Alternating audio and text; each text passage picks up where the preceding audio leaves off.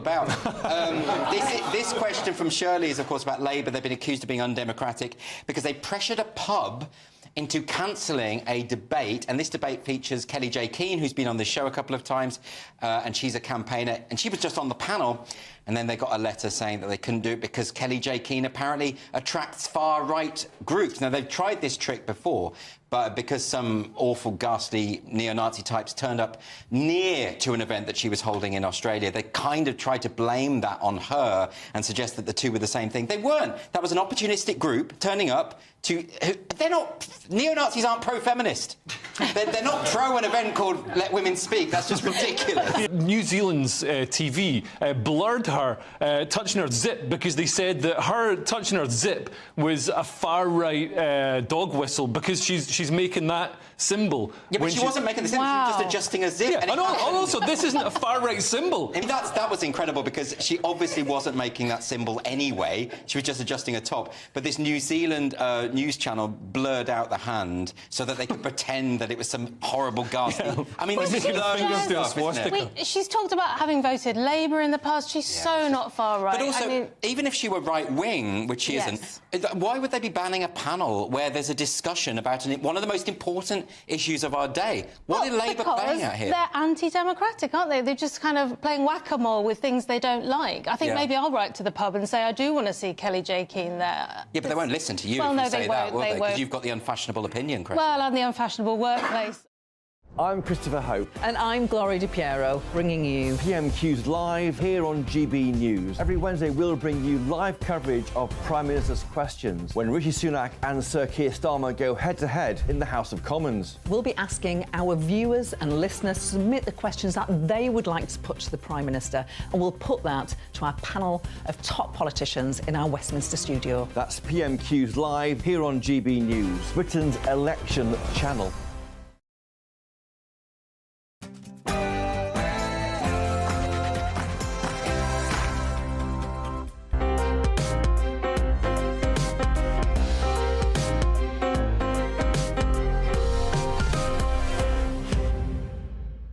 A very good morning to you and welcome to Sunday with Michael Portillo.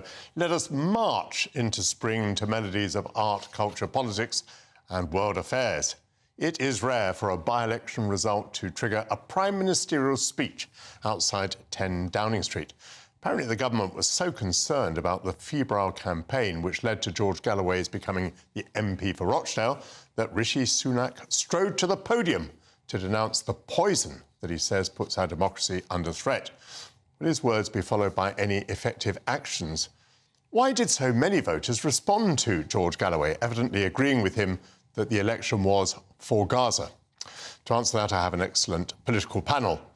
Elections are happening in many places. In Iran, parliamentary polls are taking place, which may be used by the ruling Ayatollah Ali Khamenei to entrench a new generation of Islamist hardliners. We've got Kasra Arabi, an expert on the regime, who warns that the elections will result in more instability and stronger aggression by Iran against Israel and the United States. Moving then from Tehran to Paris, what should we make of the French president's incautious remarks that Western states could send ground troops to Ukraine? Britain and Germany rejected the suggestion, while Vladimir Putin said such a move could trigger a nuclear war. What did French voters think? Anne-Elisabeth Moutet from The Telegraph will tell us. Whilst neither Rishi Sunak nor Sir Keir Starmer was a winner last week, the singer-songwriter Ray last night won 6 awards at the Brits. What's the key to success? Finally, in the first hour, we'll return from our tour of the world to do the rounds of British theatre. Stefan Kyriasis will bring alive all the productions that are stimulating audiences. And in the second hour, we'll discuss surrealism and the book Dune, on which the new blockbuster movie is based. Before all of that, here are your news headlines with Sam Francis.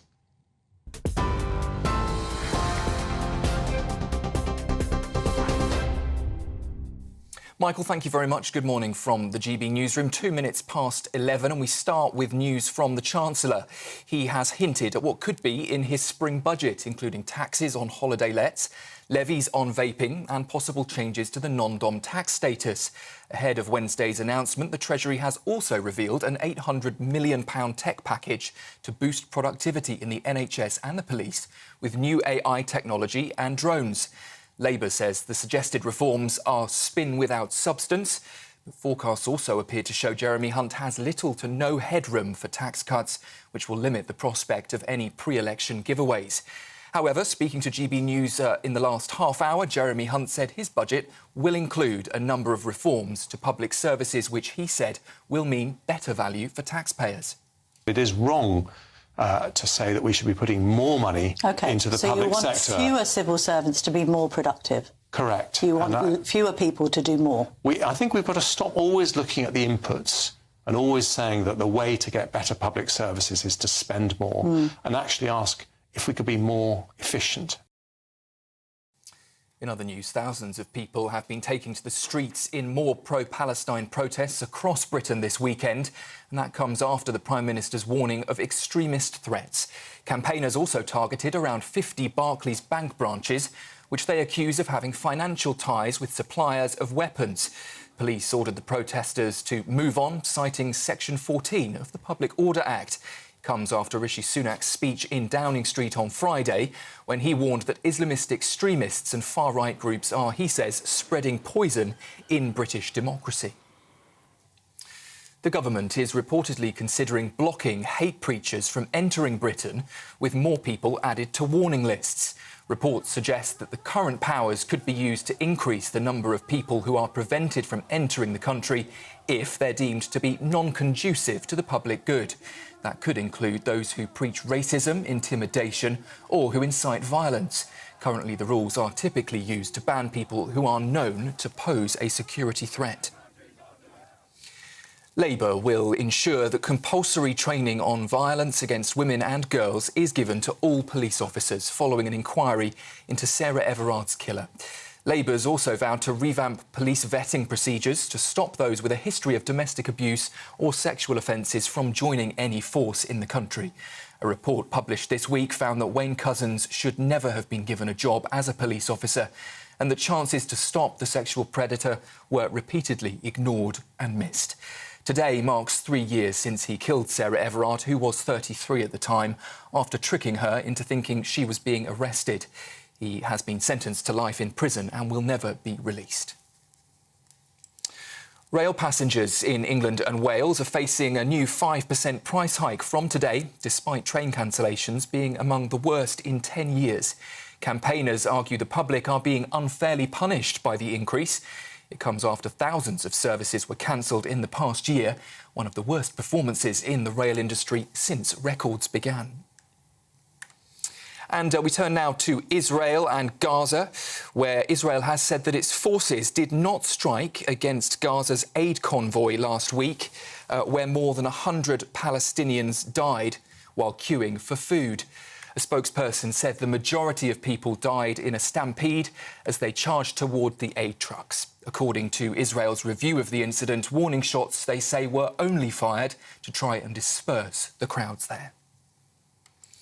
To the United States, where an election rematch is looking more likely, with Donald Trump now winning 3 more Republican contests overnight in Missouri, Michigan and in Idaho.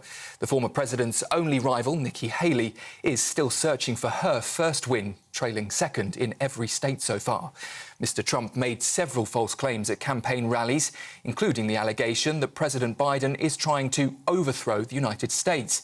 That's despite Mr. Trump himself being charged with conspiracy to defraud the US, part of the 91 serious crimes he's accused of in 4 ongoing criminal trials. And as we've been hearing in a historic sweep at the 2024 British Awards, Londoner Ray, at just 26, secured 6 wins that made her the most awarded artist ever. I'm so proud of this album. I'm in love with music. All I ever wanted to be was an artist. And now I'm an artist with an album of the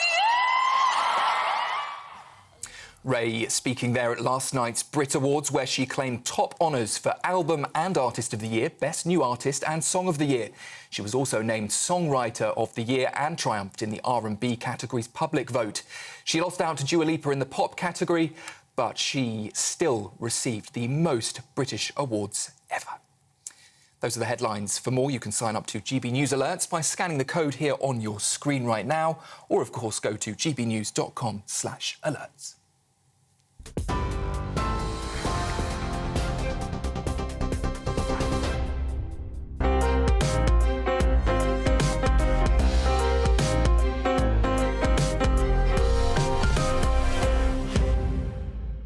Thank you very much, Sam Francis. For the third time since he was expelled from the Labour Party, George Galloway has swept to victory in a by-election, presumably on the backs of the votes of Muslims concerned about foreign policy. In the case of Rochdale, which Galloway claimed on Thursday, the Scotsman's denunciation of Israel's military campaign in Gaza helped him comfortably to take the seat. Was it mainly the situation in the Middle East that led voters to support Galloway, or are they perhaps attracted to someone who speaks directly and trenchantly? Are voters bored with politicians who prevaricate and deflect difficult topics? To answer, I'm joined by the political consultant Alex Dean, historian Tessa Dunlop, and the former Labour advisor Matthew Lazar. Matthew, might begin with you. Welcome to all of you, obviously.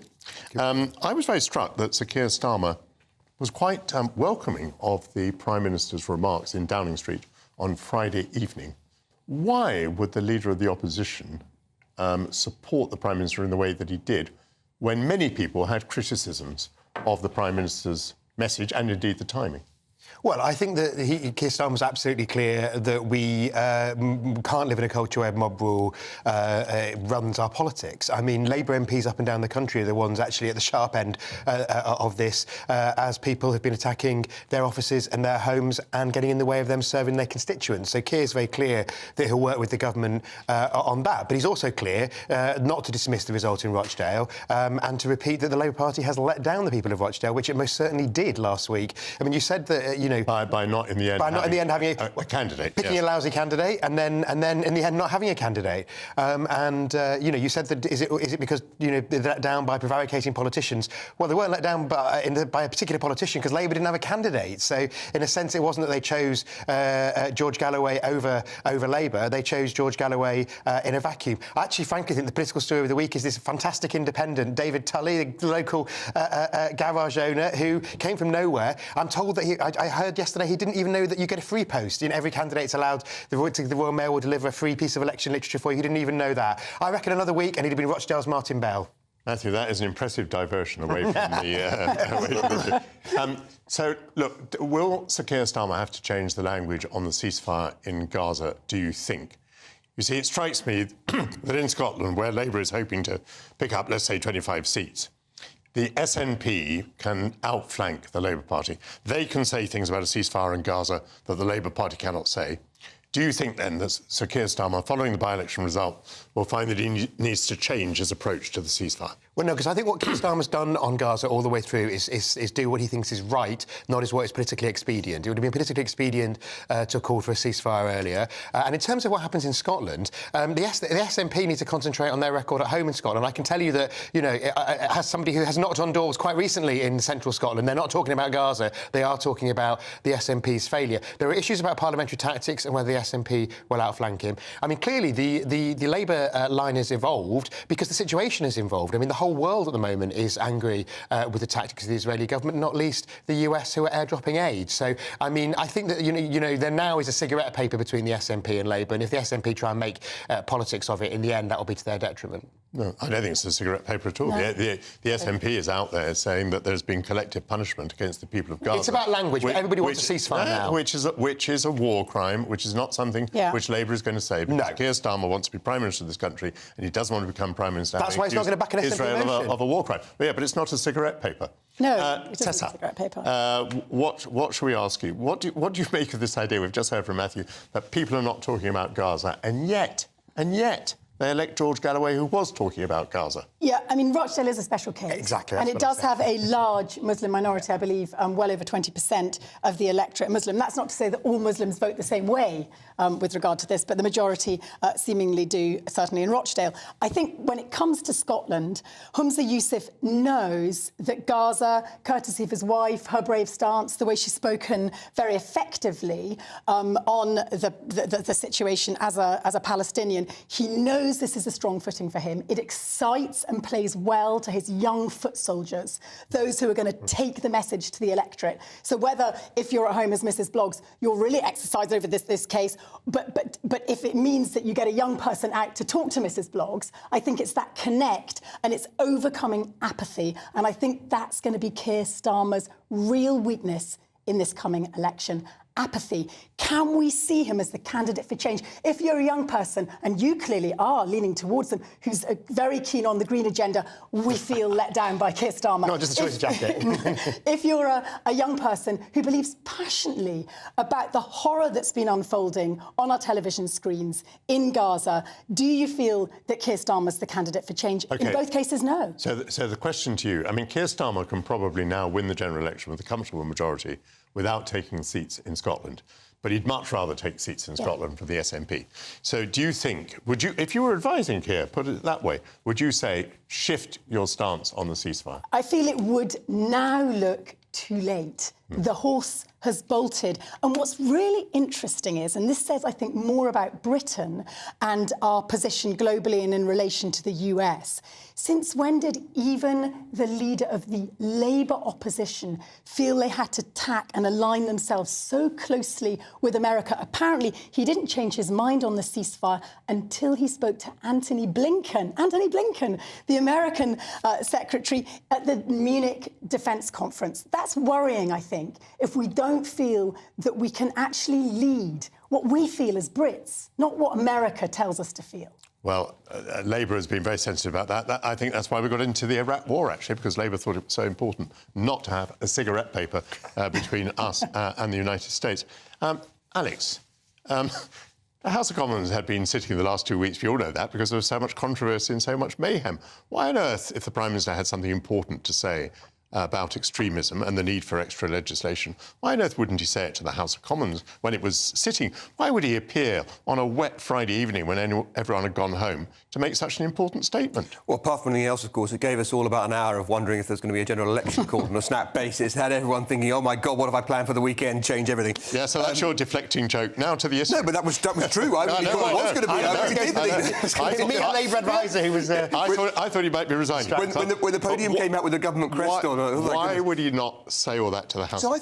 I think he probably should have done. Right? I think he probably should say those things in the Commons. But I think there's also nothing wrong with government using the, no pun intended, bully pulpit of the ability to project something on the national stage. I am your Prime Minister, here is my announcement from Downing Street. My thing about politics is we fail to realise you can have the cake and eat it. You can make the big presentation from Downing Street and have the debate in the Commons too. Sure. And I think if you can use the incumbency power of Downing Street, make the announcements there, and then go to the House and have a debate about it, and no one could criticise you for that. You've given them advance notice of what you were going to say. The GB views that poured in on Friday and Saturday was saying we don't think he's going to take effective action because, I mean, they weren't all saying this, obviously, but some were saying we don't expect effective action because we've not had effective action before. You know, if he wants to do something different about demonstrations, why didn't he do it in the past? And as for saying we're going to remove people who are foreigners who are engaged in extreme activities, we don't remove any people that we should be removed from the country, people say. Yeah, I mean, the Prime Minister speaks from a position, in my view, of unchallengeable authority in terms of the diversity of his own cabinet, a point he made in the speech from number 10. It's the most diverse government in history, and, of course, that's rather under-acknowledged, I think, perhaps precisely because it is a Conservative government that's under-acknowledged. But you've then got to do something with it.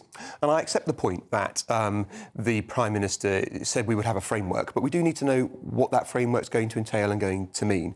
So I'd like to see some more meat on the bones. But I think the point about defending a diverse and pluralistic society in which we don't just live alongside one another, but we live together, I thought that was an important one. And rather under-acknowledged too. I don't think any Prime Minister said it in that way before. I thought it was a strong message. But I felt it came too late. Why did he allow George Galloway to trip him into making this statement, where, by the way, he finally addressed this highly contentious, what is it really, Islamophobia, as well as anti-Semitism, when he could have done it a week earlier, courtesy of the remarks on this station's platform coming out of the mouth of his own MP, Lee Anderson? And let me take it with Matthew. Supposing now that what does happen is that the Prime Minister does bring new legislation to the House of Commons, given what Keir Starmer has said, do you think we're going to see the two parties in unison legislating on matters like new arrangements for public order?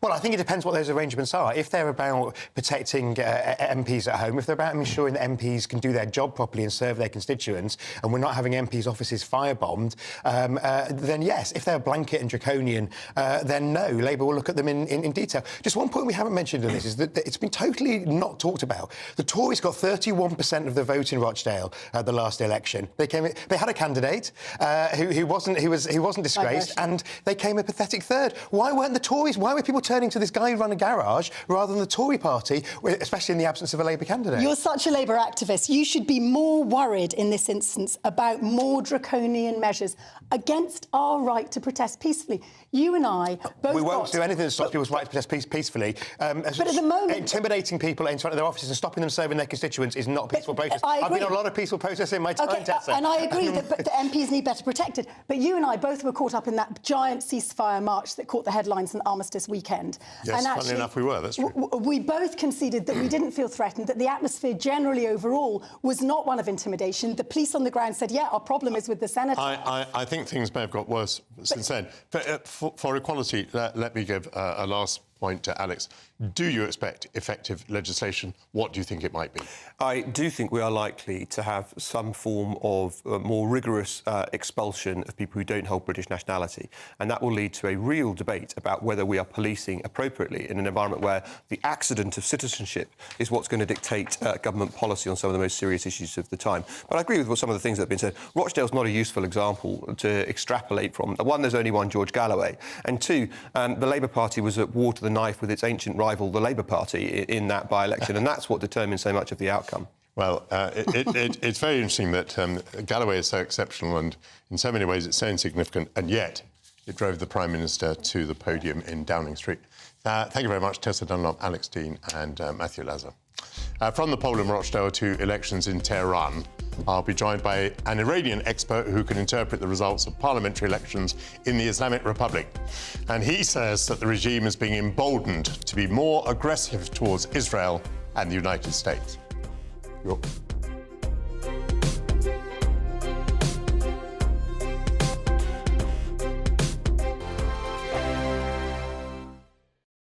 From 10 a.m. every Saturday, we want to make you think and we want to make you laugh. So we will give you all the top stories. Now we start with a story that has shocked the nation this week. But we're also going to make it light and fun and bring some entertainment in to make your Saturday morning nice and restful. Only on GB News, Britain's news channel.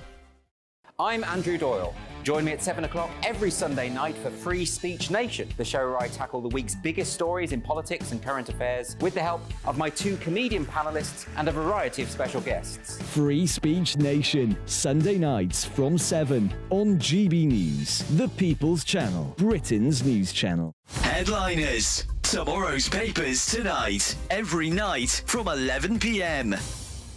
Welcome back to Headliners. And Paul, we're going to get straight into Monday's mail for some good old-fashioned, traditional male breastfeeding. Yeah. To answer the question, what is the latest woke hell, Josh? Row as hospitals say hormone-filled milk from trans women who were born male is just as good for a baby as the real thing. It's possible for men, if they pump themselves full of estrogen, to grow larger breast tissue, and they often do. Or you just eat lots of burgers. Exhibit A.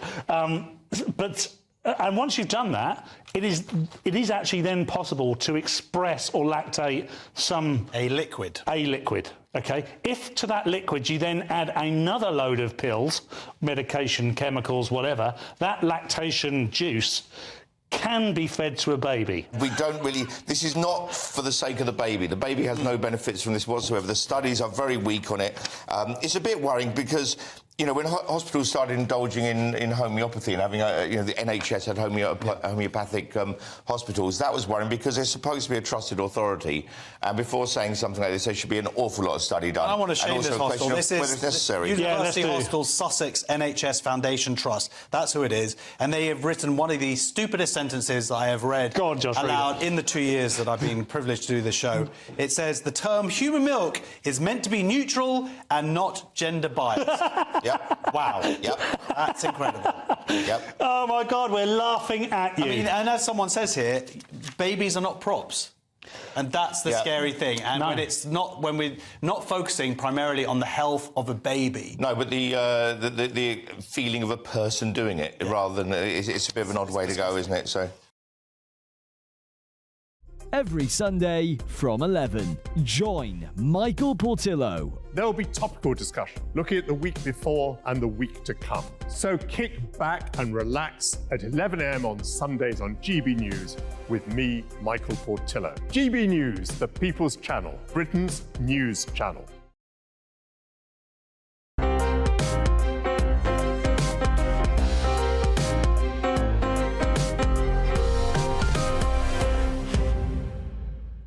Welcome back to the programme. Despite keeping the polls open for an extra 2 hours, turnout in elections in Iran was at a record low officially on Friday of 40%. The regime of the Islamic Republic, which carefully manages the electoral process, prefers to have high turnouts to legitimise its rule. Nonetheless, it's believed that the elections will serve to entrench a new generation of Islamist hardliners and to encourage Iran's bellicose foreign policy.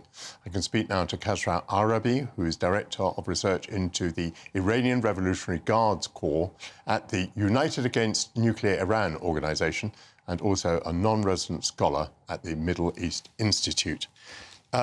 Welcome to GB News. Thank you for coming on Sunday. Thank you, Michael. Tell us about the nature of these elections. How far are they from being free and fair? Well, from the offset, let's make this absolutely clear. Elections in the regime are not free and are not fair.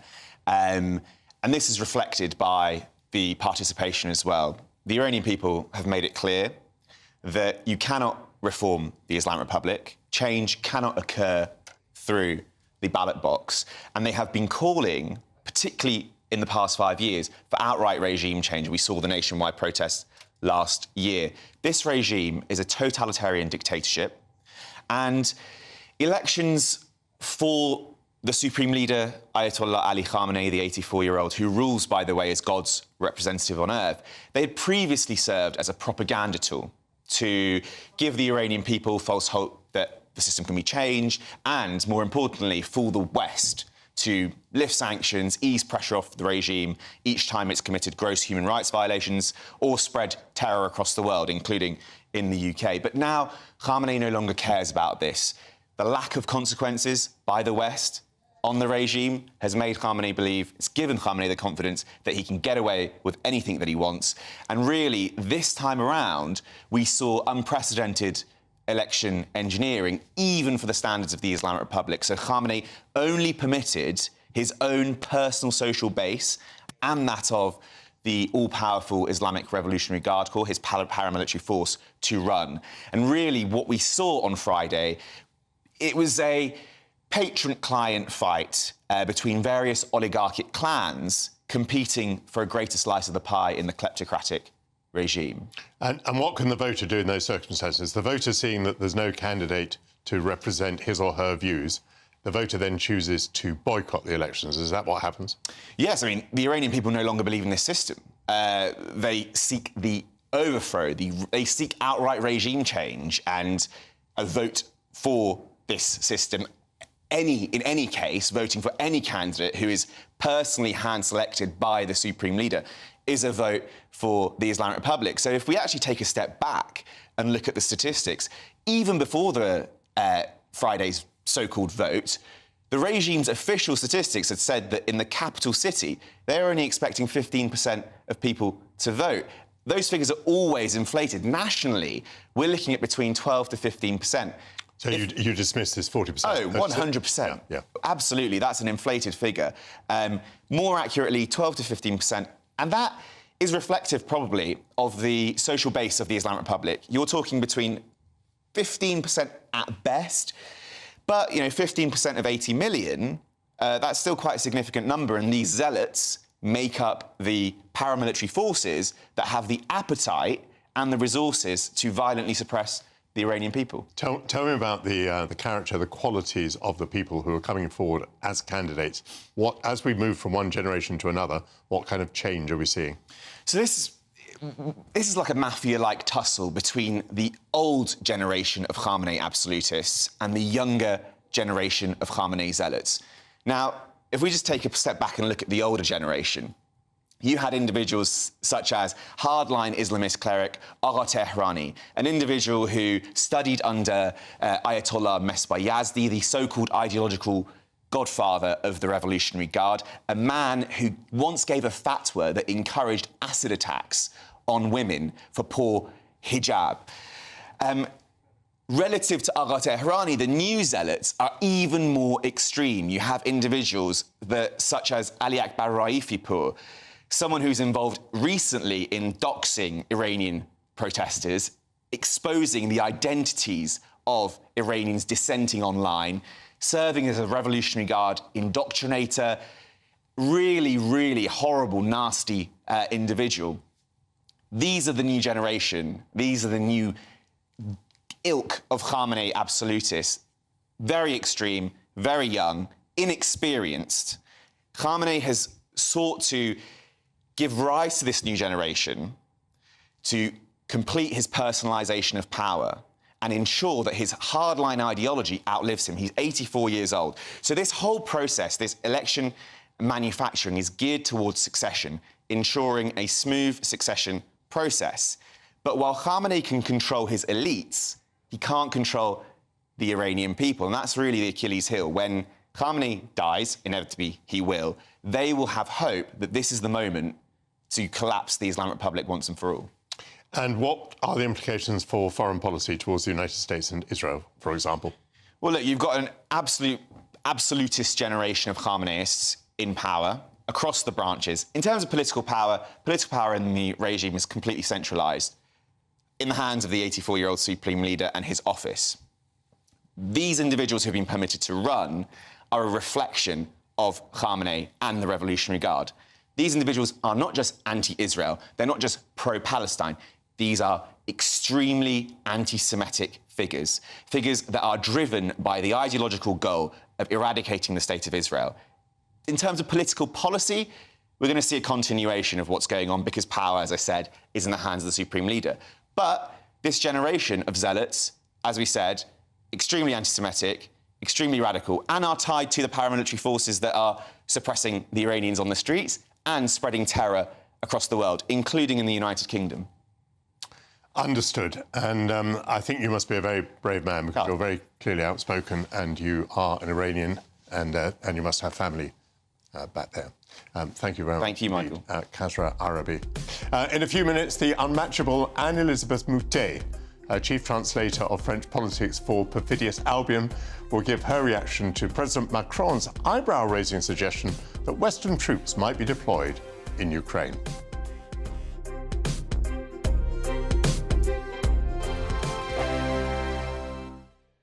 Wake up to the headlines with Headliners every morning at 5 a.m. We treat you to the day's biggest stories before anyone else, 7 days a week. You can catch up on everything you need to know before you've even had your kippers. Headliners every morning at 5 a.m. only on GB News, the People's Channel, Britain's news channel. I'm Jacob Rees-Mogg and this is GB News, Britain's news channel. Sir Jacob Rees-Mogg's State of the Nation, Monday to Thursday from 8 p.m. You're now in exile. I imagine it wouldn't be safe for you to go back to Russia. Can I ask you if you feel safe personally, and what do you think can be done to remove Putin, or is he going to be there for as long as he wants? I think that is, of course, fundamental question. It is there should be pressure inside Russia and outside. Inside Russia right now, it's impossible because Putin put all leaders in jail and some of us just abroad. You know, just two were already killed. Mr. Nemtsov, Boris Nemtsov, my friend, my collaborator on my party, was killed on the walls on Kremlin. Alexei Navalny was killed in jail and in the camp. And that is, the people live in fear to identify themselves as protesters, to identify themselves as against Putin's regime, etc. That's why today there is no chance for opposition to rise inside Russia. But outside, of course, this war against Ukraine, that is the fundamental issue for all foreign leaders. And in fact, just support of Ukraine and not to let Putin to destroy Ukraine, to defeat Ukraine. That is an important issue because just Ukraine, that's not just in Ukraine, war in Ukraine. Ukraine just fighting for their territorial integrity, but fighting for the whole European countries because after Ukraine, other countries could appear, other subject of aggression could be, and Putin easily could try to test Article 5 of NATO Charter. It could be one of the small countries of Baltic states. Every Sunday from 11, join Michael Portillo. There will be topical discussion, looking at the week before and the week to come. So kick back and relax at 11 a.m. on Sundays on GB News with me, Michael Portillo. GB News, the People's Channel, Britain's news channel.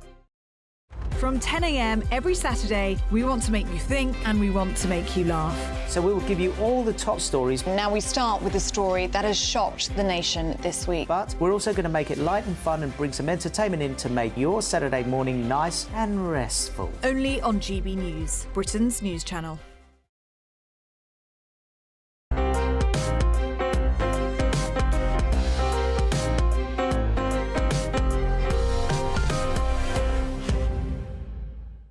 Welcome back to the programme. The leaders of Britain and Germany were quick to quash suggestions from French President Emmanuel Macron that Western troops might be deployed to Ukraine.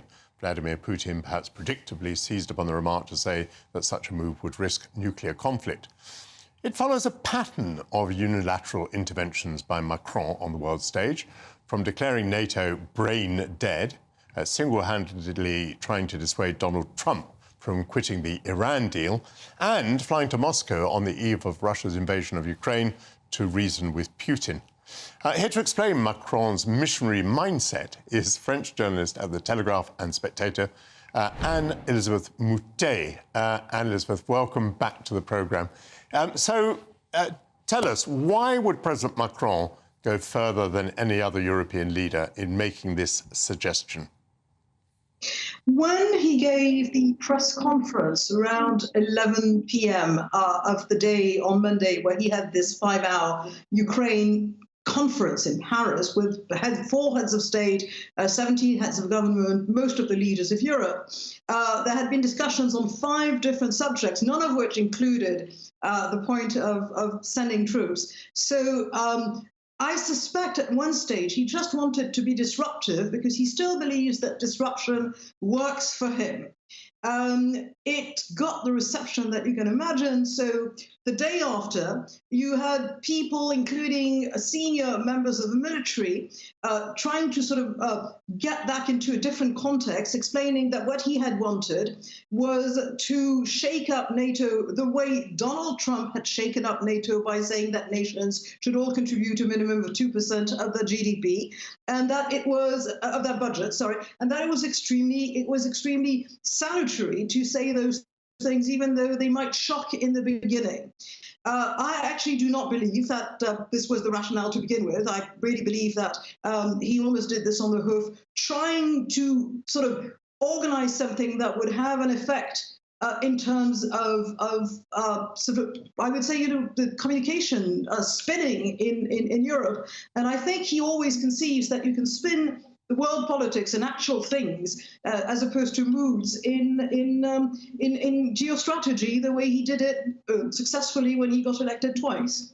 One rather good reason why he would want to spin is that there is the most enormous gap between what France is providing to Ukraine and what Germany is providing to Ukraine. I mean, it really is, there's no comparison between the two numbers at all. Yeah, I mean, it's something like 17 billion euros contributed by Germany and 900 million or 800 million. That's the proportion. I mean, it's ridiculous. The French dispute those figures. The figures come from a German think tank, the Kiel Institute. And the German think tank used the value of the stuff that was actually sent by France to Ukraine. The French calculate that whenever we take something from our arsenal, the cannons, missiles, whatever, what needs to be put in accounting terms is the replacement value, which means what it would cost to replace, say, a 20-year-old tank. And of course, the replacement value is much higher. So according to that kind of accounting, which will be true in the nation's accounts, we have sent several billions worth to Ukraine, but it is not really true. And do you think that the president at this stage thinks that NATO is brain dead? Actually, no. And he also thinks that calling NATO brain dead was another of those disruptive moments in which it would shake people up. I think he called NATO brain dead before the war in Ukraine. And I think that what shook up Europe and NATO was, the reality of an actual war of aggression in which Macron did not believe even after it started. So that's it's a clash between the sort of spinning elegance of French politics and the reality of a brutal war in which, to be entirely honest, we have not been good enough. Germany is still not sending tourists to Ukraine. And one of the reasons why the counteroffensive last summer in Ukraine did not work so well and doesn't work so well today is that we did not send the right equipment at the moment when it was needed. And we're talking about sending them stuff that they needed 6 months ago, whereas now the military situation on the ground is different and they need different equipment. And what we should really be doing is sending it now. And I'm going to be talking later to some American Republicans about that. Thank you very much, Anne-Elizabeth Boutet, talking to there about the great disruptor, President Macron. Well, the Brit Awards might have been relabelled this year the Ray Awards, as the London-born singer won 6 of the gongs, including Artist of the Year, Album of the Year and Song of the Year. Let's get more details from media commentator Stephanie Tecci. Wow. Wow, what a ray of sunshine. Excellent pun to begin with. Where did she come from, this ray of sunshine? She's erupted upon the scene. She has, and Michael, I think people think that Ray's been an overnight success. She might not have had the mainstream success like your Adele's or your Amy Winehouse, but Ray has been a singer since she was 15 years old. She's now 26, so the pure passion for music, obviously she's a Brit alumni, but also she was putting out mixtapes. She got signed to Polydor. She was with them for about 5 years. She felt like she had been shelved. You know, when you're with a record label, they're going to market you the way they think you should be marketed, the music you should be put, and she had enough of it. She felt like she was being underestimated and not used to her talents. So 3 years ago, she left, went independent. Most people thought that's going to be it for Ray. But she done what all these young singers are doing, tapped into TikTok, tapped into social media, started pumping out songs through there, and through there she's gained a fan base and she's been true to her voice. Yeah, I've been looking at her curriculum vitae a bit this morning. She is actually, so far from being the overnight sensation, she is the ultimate professional. She's been absolutely dug into the industries since her teens, or possibly you'll tell me even before that. She is, and her music has a message. You know, a lot of, older people who listen to music, they're finding it hard to connect. Oh, what's this hype about Ray? But when you listen to her music, she reminds me of Amy Winehouse. Her music has depth. It has a message in there. Her herself, she's faced sexual assault by a music producer, all which she's penned into a song called The Iceman, The Ice Cream Man. And it's like, for her age, she's quite wise. And as well, last night was just a turning point in the music industry. It shows the power of the independent artists now. Usually when you see all these artists on stage, they're signed to big record labels, they have that backing, and she's gone against the grain, and now last night was just her getting her kudos from her industry peers. Yeah, and so that is something else to celebrate. So you would say thoroughly justified, 6 awards? I do think it is justified. I think, you know, just the fact that she's done it on her own and she's managed to remarket herself and she hasn't come out of nowhere. There is a backstory there, there is a talent there. And the fact that the Brits, the members of the Brit Voting Academy have seen that, I think that's something to be respected. Marvellous. Well, all respect to Ray. What a fantastic evening for her. Thank you very much, Stephanie Tecci.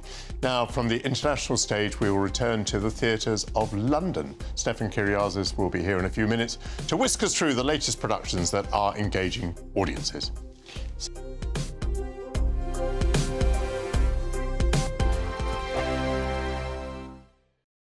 From 10 a.m. every Saturday, we want to make you think and we want to make you laugh. So we will give you all the top stories. Now we start with a story that has shocked the nation this week. But we're also going to make it light and fun and bring some entertainment in to make your Saturday morning nice and restful. Only on GB News, Britain's news channel.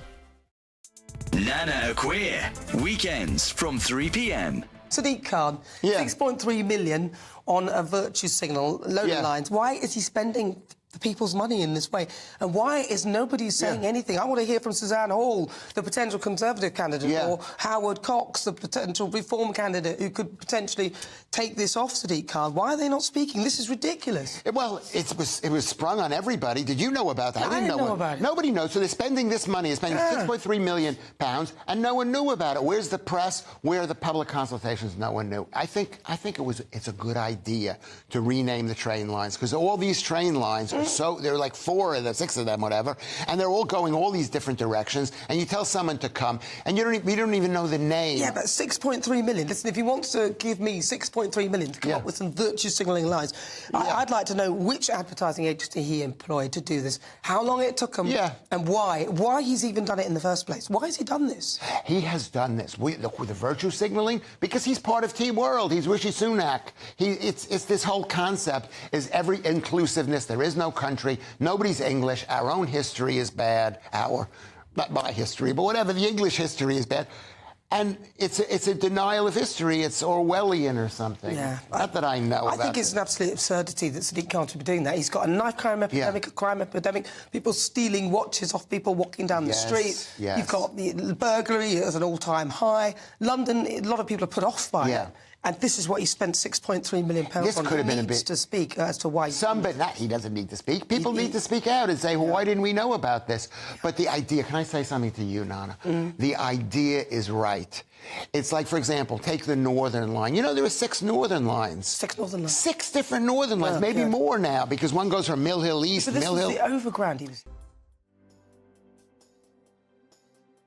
GB News, unlike other broadcasters, isn't obsessed with the London-Westminster bubble. We think there's a nation beyond the M25, and that's why we talk about the issues that matter across the land. Join me on State of the Nation, 8 to 9 o'clock, Monday to Thursday, on GB News. Daisy's listening, and you should too.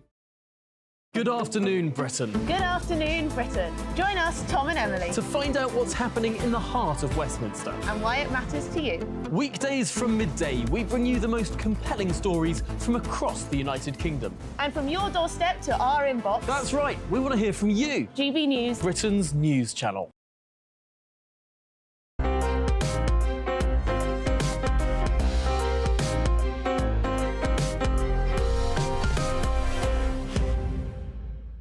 Welcome back. Stefan Kyriazis is here, replete with some of the latest productions that you've been to see.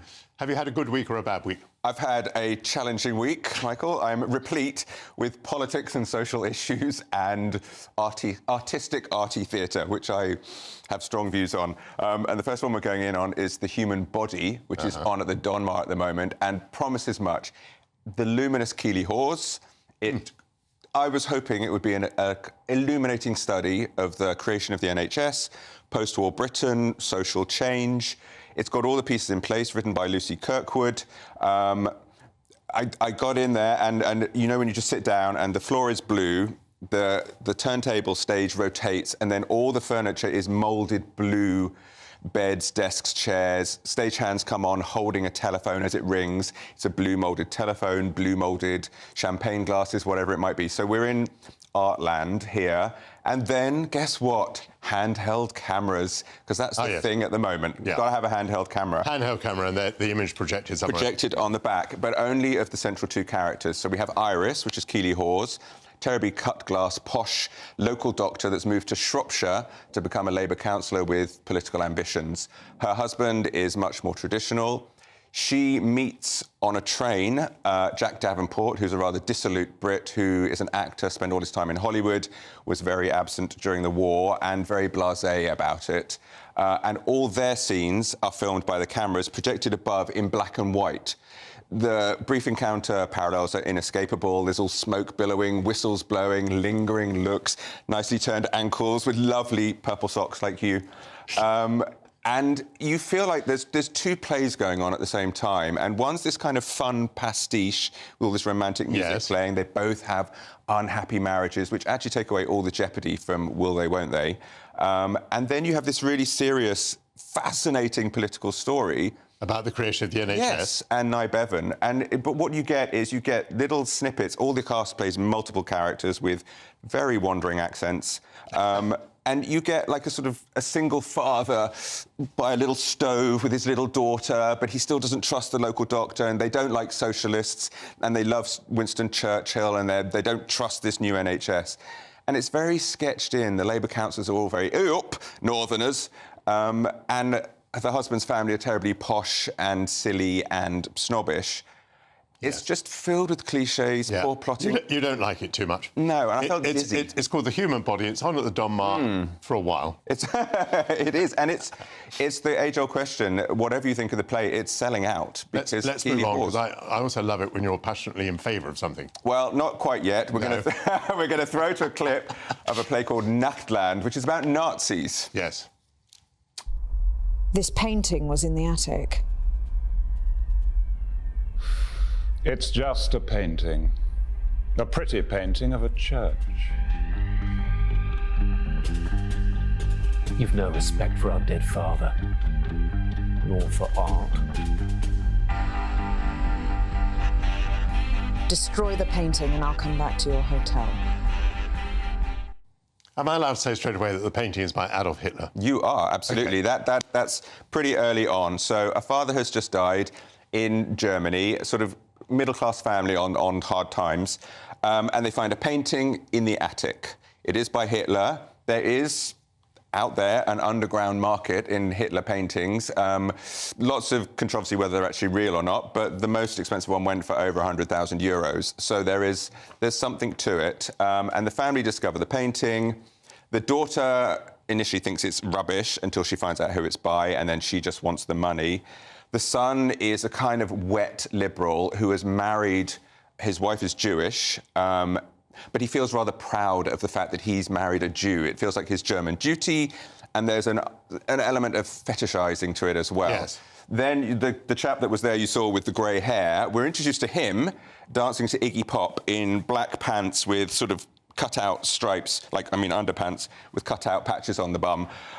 You're not happy, are you? He's a dealer. I'm not happy. And then the family suddenly start having to create a Nazi history to their family to make the painting more valuable. And there's so many issues. Then they throw in Palestine. They throw in possible bits of incest. The other wet husband gets scratched by a nail on the painting, and sort of his arm gets a bit of rigor mortis and really does. So you have all of this. Now, it's supposed to be absurdist, I get it. It's supposed to be a comedy. It just doesn't land. It gets more and more and more ridiculous by the end. And I honestly sat there thinking, you have wasted my time. Stefan doesn't want you to go to Nachtland. No, and I'm sorry. Where is it that they should go? It is on at the Young Vic. Young Vic. April the 20th. However, I can happily talk about social issues, the changing politics of the country in the incredible, extraordinary Standing at the Sky's Edge musical. Which I saw when it was on at the National Theatre, but it's now transferred. It has transferred to the Gillian Lynn Theatre in Covent Garden, and it's booking there all the way through to August. And we're talking about that development of flats that overlooks Sheffield. It's up there on the heights. Park Hill. What's it called? Yeah, I think it's Park Hill. Park Hill, I think it's called, indeed. It was developed around the 1960s, and we're looking at 3 different generations of people who happen to live in the same flat. We've got a gorgeous little clip of that as well. 3 mornings. decades apart. A castle built of streets in the sky. As the dawn breaks over roofs lanes, hope. 3 households decades apart, sharing one roof, one hope, to matter to someone. As the light creeps over the house. I'm starting over, not running away. New lick of paint, new lease of life. Right time for a new set of people. In this morning. I'm going to look after you. Don't you worry. Everything we need is right here. There's a part of this city that's gone, right? I don't think it's coming back. Should have torn the old place down when they had the chance. No. Life in it yet. So this development of flats was the bee's knees when it was built. Then, of course, it became a slum. And then finally it becomes a place where the yuppies go because it's gentrification. Gentrification happens. And interestingly, the 3 generations are not there sequentially on the stage, they're there simultaneously. Yeah. So we have to kind of bear in mind, oh, this person 20 years before that person. Clever play, I liked it very much. I don't think I'm quite as enthusiastic about it as you. I'm always the one that's led by emotion, so I often disagree, including with my critic friends, I disagree. If it's lots of ideas, my baseline is always, if you make me laugh and you make me care, then I'll listen to the issues and I'll get involved in the stories. I think, for me, it's the example of there are so many issues going on here between race, immigration, class, working classes, the unions, Thatcherism, whatever, the modern world, great jokes about Ocado. But it doesn't lecture you, it's just humanity, and they're not, I don't know people in Sheffield, I don't know people from this area, but we're all human beings, and that for me is the importance to it. So the other 2 plays, I could never actually care or engage with the characters, therefore I don't want to be shouted out about the issues. This does the opposite. You really care, and I just came away thinking, the music, it is a little bit manipulative at the end, and I, of course, cry. But the music is beautiful, poetic. You listen to the lyrics. It's a clever, bold, exciting piece of theatre. It's also a piece of theatre about not London, not middle classes, not intellectual ideas. It's about the nation. It's about all of us. So for me, I think it's beautiful. I was struck this week, yet again, by what a privilege it is to live in this country. Yes. And particularly in London. I went to 2 of the best shows I've been to in my life in the last week. One was The Flying Dutchman at Covent Garden, and the other one was the Ballet Manon, about which you also feel very, very deeply. And when I said to friends, I went to The Flying Dutchman, someone said to me, oh, yeah, but that was the night I went to Shostakovich's 4th. And when I said I went to Manon, they said, oh, yeah, that was the night I went to Hyde's Creation. I mean, what a place we live in. There's so much art going on. Accessible prices everywhere. If people look, there are always offers, morning offers, on the day offers, lottery offers, all the nationally funded institutions like the National Theatre. Ticket prices are maximum around £60. It's accessible and out of London. Thank you so much, Stefan Kyriazis, with that celebration of the arts in Britain. You are watching Michael Portillo on GB News, Britain's news channel. After the break, we'll debate whether Republicans are right to hold up the vital military aid to Ukraine. We'll look back on a century of surrealism and we'll explore the influences behind the book Dune, which has now been made into a major movie released this week. Stay with us.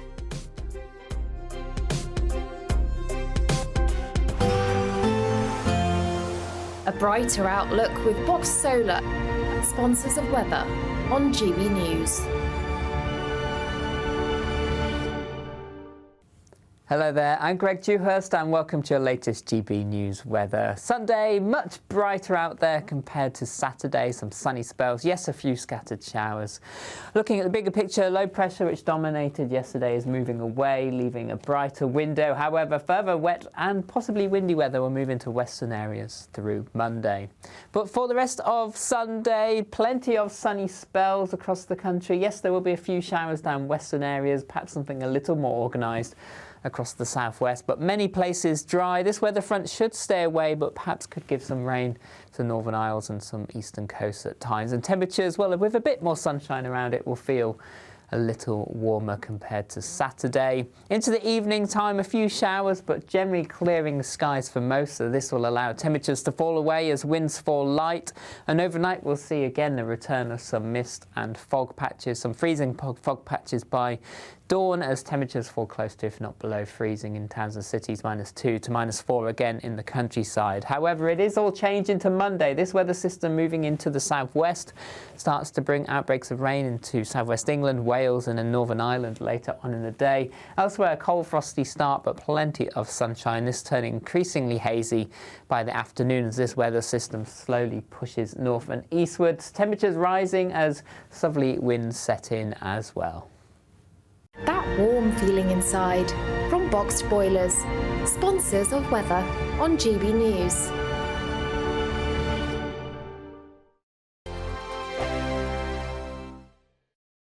From 10 a.m. every Saturday, we want to make you think and we want to make you laugh. So we will give you all the top stories. Now we start with a story that has shocked the nation this week. But we're also going to make it light and fun and bring some entertainment in to make your Saturday morning nice and restful. Only on GB News, Britain's news channel. GB News Breakfast, every day from 6 a.m. People in this field and they talk about mental health assistance. And I know from personal experience within my own family circle that the help is just not there. I know that with speaking to many families who've got autistic children and adults. They are really struggling at the moment, whether it's to do with education, getting a diagnosis. You know, once they get to 18 to 25, where's the help? There isn't the help there with social care. You know, I just set up a petition as well, who's going to look after my sons when I'm no longer around? Because that's what that's the story and the question that's at the back of every parent's mind. It's just so hard at the moment, and lots of small charities are closing. And for me, they're the backbone of the society, because they're the ones that speak, you know, to parents continually all the time, or autistic adults. So, and why has it to be that way? And, you know, we'll get government minister after government minister coming on and saying, we have greatly added to the resource here. We've had another 2.5 people we've hired last year, and whatever. They twist statistics and they make it all sound good. But I know from the work I do in the charitable world, and I know from people who I know personally, it just isn't there. So stop telling it is. And the thing is, the demand for mental health care has just ballooned. The earlier you start working with children who are autistic, the better the outcomes. I've seen it myself, and I know it with my own sons. I shouldn't have had to set up a school and remortgage my home, you know, for my boys. And so many parents are still struggling, like 20-odd years from when my boys were diagnosed, and they're saying it's improving, and we're talking about awareness, we're talking about acceptance. It's hard because I'm juggling caring, I'm juggling, you know, taking him to college, picking him up. You know, I'm running a charity, I'm doing events. I know I'm a workaholic, but I'm very passionate and I'm very driven. Good afternoon, Britain. Good afternoon, Britain. Join us, Tom and Emily, to find out what's happening in the heart of Westminster and why it matters to you. Weekdays from midday, we bring you the most compelling stories from across the United Kingdom. And from your doorstep to our inbox. That's right, we want to hear from you. GB News, Britain's news channel. GB News, unlike other broadcasters, isn't obsessed with the London-Westminster bubble. We think there's a nation beyond the M25, and that's why we talk about the issues that matter across the land. Join me on State of the Nation, 8 to 9 o'clock, Monday to Thursday, on GB News. Daisy's listening, and you should too.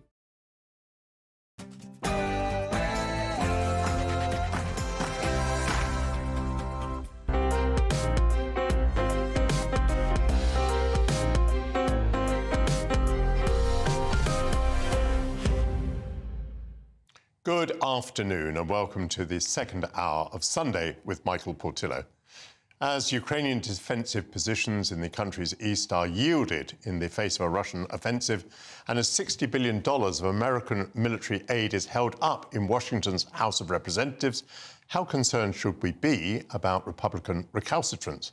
I'll be joined by 2 American Republicans. This year will bring us many exhibitions devoted to surrealism, since the movement turns 100 this year. It began with a series of manifestos penned in Paris in 1924, but a later variant was brought to these shores by the artist and poet Sir Roland Penrose. I'll be exploring the lesser-spotted British surrealists with Penrose's granddaughter. Hundreds of thousands of working-age people with disabilities are on out-of-work benefits, which is something the government has said it's determined to address. Amongst those will be many with the developmental disability autism. A new review by the former Justice Secretary, Sir Robert Buckland MP, has urged a string of reforms to help those people back into work. I'll talk to him. And as Dune 2 hits the cinemas after massive anticipation, we will explore the diverse range of influences in the book behind the movie, a science fiction novel which encompasses Islamic theology, environmentalism and feudalism. All of that to come. But first, your news headlines with Sam Francis.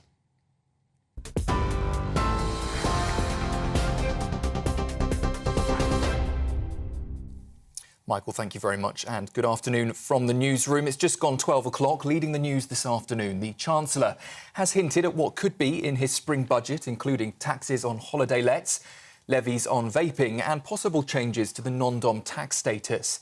Ahead of Wednesday's announcement, the Treasury has also revealed an £800 million tech package to boost productivity in the NHS and the police, with new AI technology and drones. Labour says the suggested reforms, though, are spin without substance. Forecasts also appear to show Jeremy Hunt has little to no headroom for tax cuts, which will limit any prospect of pre-election giveaways. However, speaking to GB News this morning, Jeremy Hunt said that his budget will include a number of reforms to public services, which he says will mean better value for taxpayers.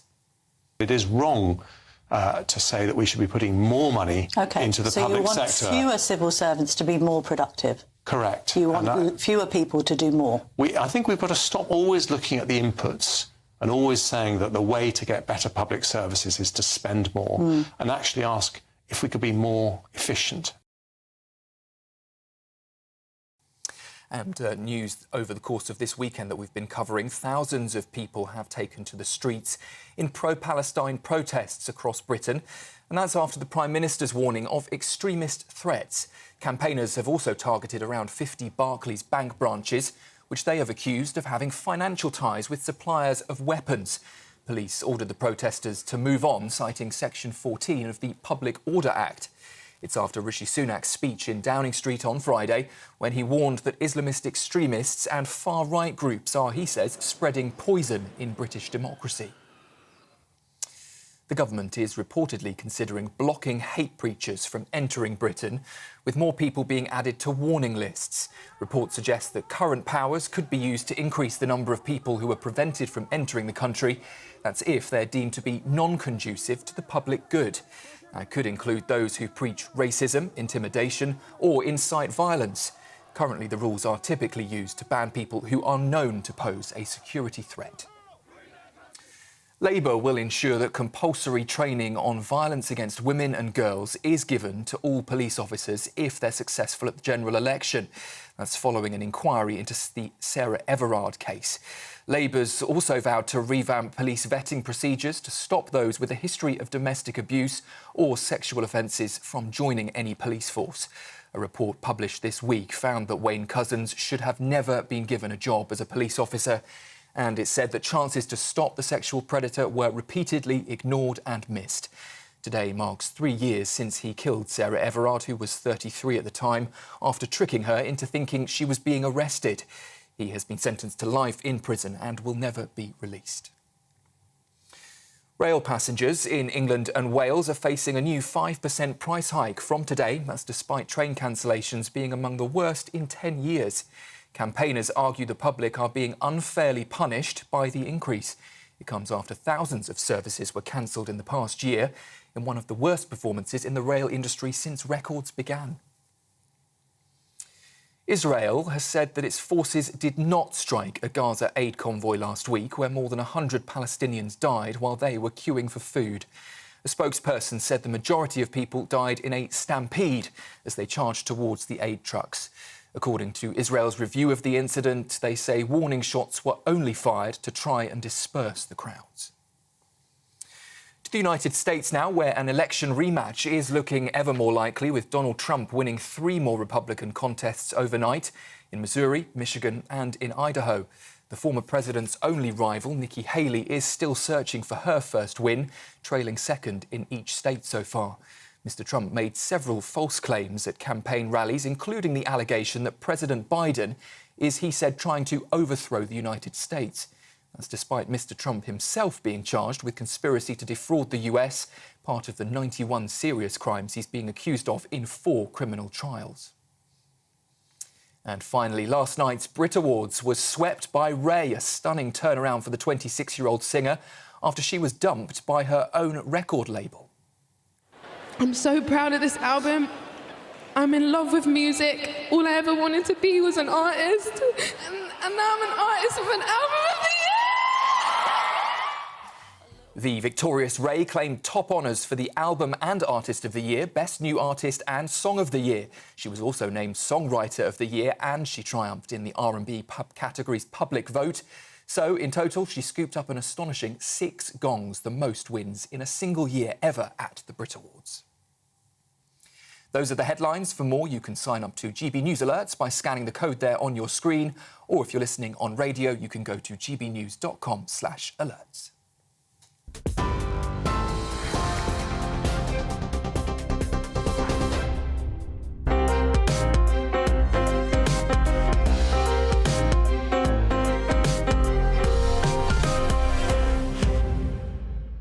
Thank you very much, Sam Francis. Since the Ukrainian army withdrew from the eastern town of Avdiivka, its failure to establish a firm defensive line has allowed Russian forces to push forward. Ukraine says it desperately needs more munitions, as Russian artillery is out-shelling its forces 10-1.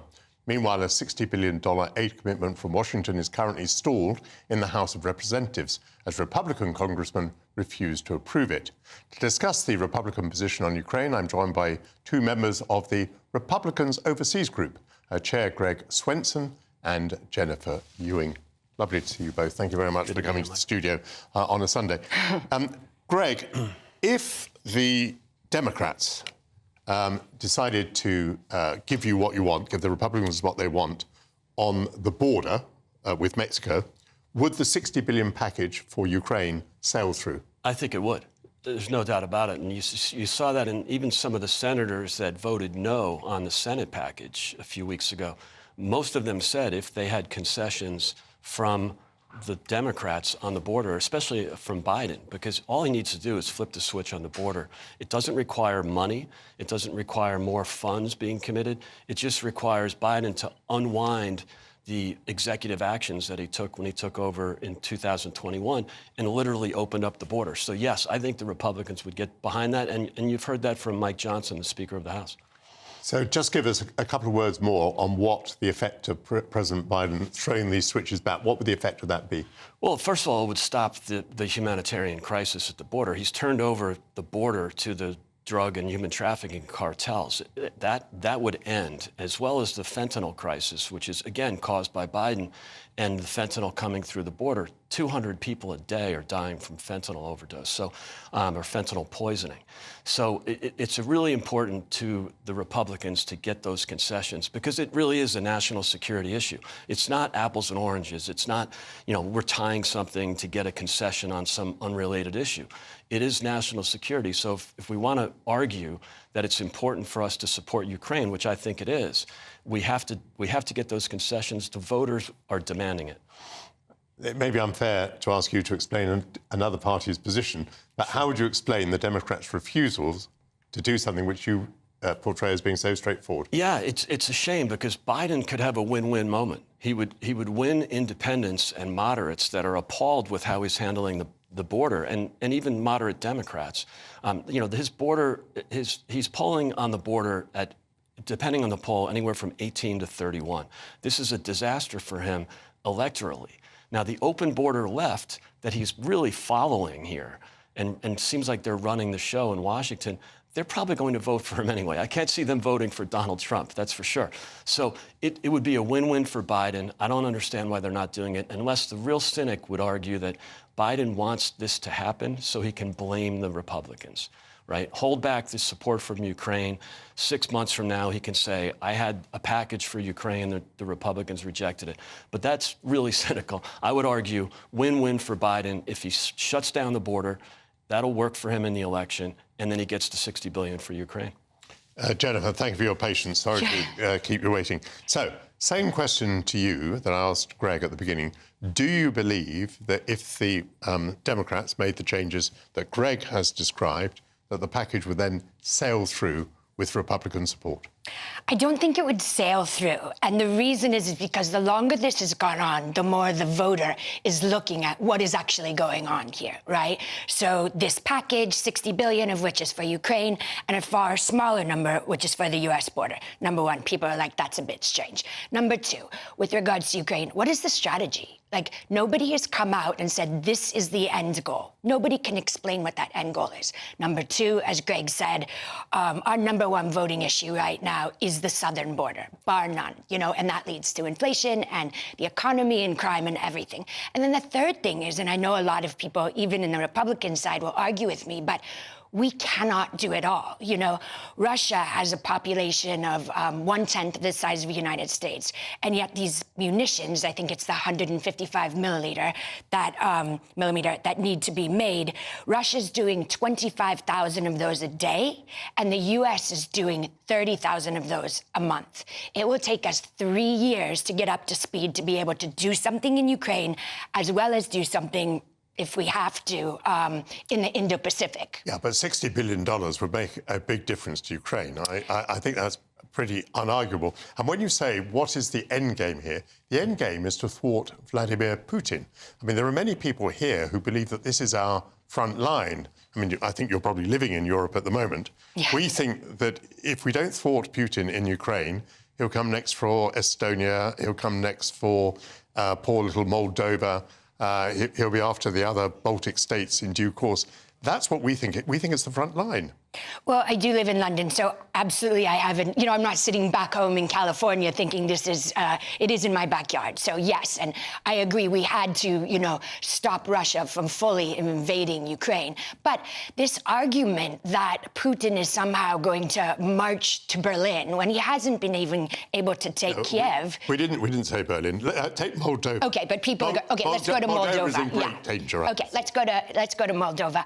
I just don't see the evidence for that happening. I really don't. And I think if you look at the way the American voters feel right now, it's kind of 30-30-30. 30% think we should increase the amount of money we're giving to Ukraine. 30% think we should decrease it. And 30% think we should stay the same. But again, it's not about money if we can't produce the weapons. But Jennifer, would you be happy with the result where Putin ends up with a sizable extra chunk of Ukraine, having taken Crimea back in 2014? When extra from what he has now, like the two eastern Donbass regions and Crimea, or are you saying he's going for Kiev? No. I'm not saying you give him Kiev, but are you saying that he should keep what he has gained during this aggression? I do think where we're going to end up very much is a peace agreement, and he's going to keep Crimea. And I think he's probably going to keep some parts on the eastern. And the quicker we get to that peace agreement, the quicker people will stop dying on all sides of this. And the quicker US taxpayers and Europeans will stop putting more money after this. Greg, I heard it being suggested earlier that this would be Donald Trump's position were he president of the United States again, that he would want to bring about a resolution of the conflict very quickly. And a quick resolution would inevitably mean Putin holding on to Ukrainian territory. Is that something which you also can countenance? Yeah, I'm for stopping the war as soon as possible. So again, I'm for support. You know, I think if Ukraine just rolled over now, they'd be in a really weak position. Or if we didn't support them with 60 billion or whatever they're suggesting. And so I think that the idea that Trump has is to let's support Ukraine. Remember, he's the one who sent Javelin missiles to Ukraine in 2017 after 8 years of Obama-Biden sending blankets and ready-to-eat meals to the U.S. air base in Poland and then shipping it on trucks, commercial trucks, to Kyiv. You know, they didn't want to provoke or offend Putin, whereas Trump, in spite of his dialogue with Putin, came in and said, no, we're sending lethal weapons, and I think Trump would do that again. Jennifer, supposing you were wrong, and supposing after a peace treaty has been made, which leaves part of Ukraine in the hands of Vladimir Putin, and under a Trump administration, suppose he does go for Moldova next, are you and President Trump willing to change your minds? Well, I mean, we have to protect our NATO allies, right? So the second anything happens to a NATO ally, the U.S., will go in, Article 5. Nobody's saying that. And all of this talk of, oh, President Trump wants to get out of NATO, quite the contrary. I actually think he's trying to support NATO by encouraging the European members to get up to their 2%. Because if the U.S. does have to turn our attention to the Indo-Pacific, and if we cannot continue to provide weapons, forget money, provide weapons, Europe has to be able to defend itself. And as you said, Michael, I live here. I want a protected UK and Europe too. As a former Defence Secretary, I am mightily heartened by the concluding remarks there. Thank you to Jennifer Ewing and Greg Swenson. After the break, as Surrealism marks its centenary this year, I'll explore the movement's British footprint with author Amy Bouassan, whose grandparents brought Surrealism to these shores.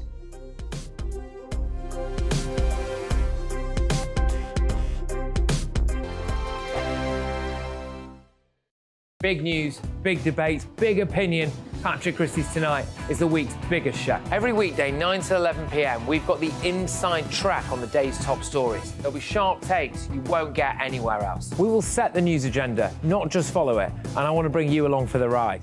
Whatever it is, we'll have our finger on the pulse. It's news, but it's this close to entertainment.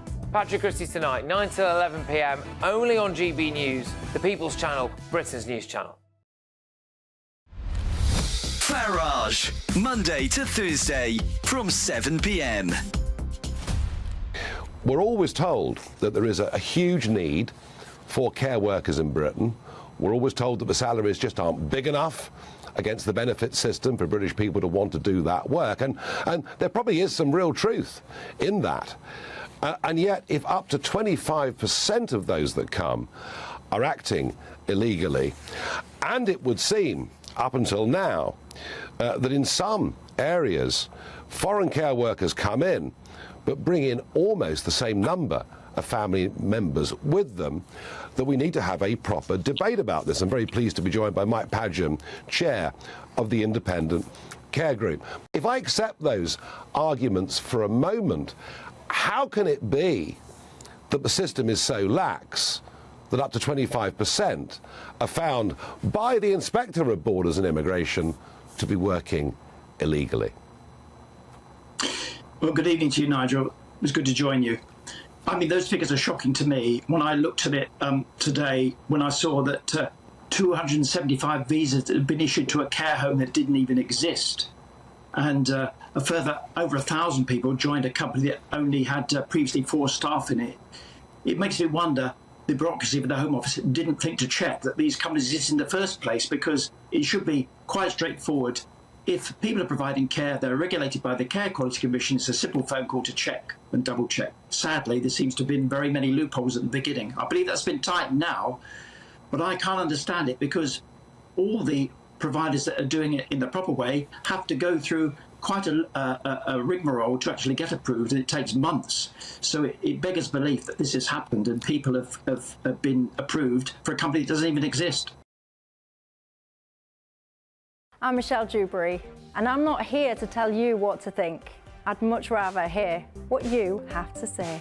So send in your opinions to gbviews@gbnews.com. Keep them clean, and you never know, I might read them out. With my panel here on Jubes & Co, we debate, we get stuck into the issues of the day on a show where all views are welcome, especially yours. GB News, the People's Channel, Britain's news channel.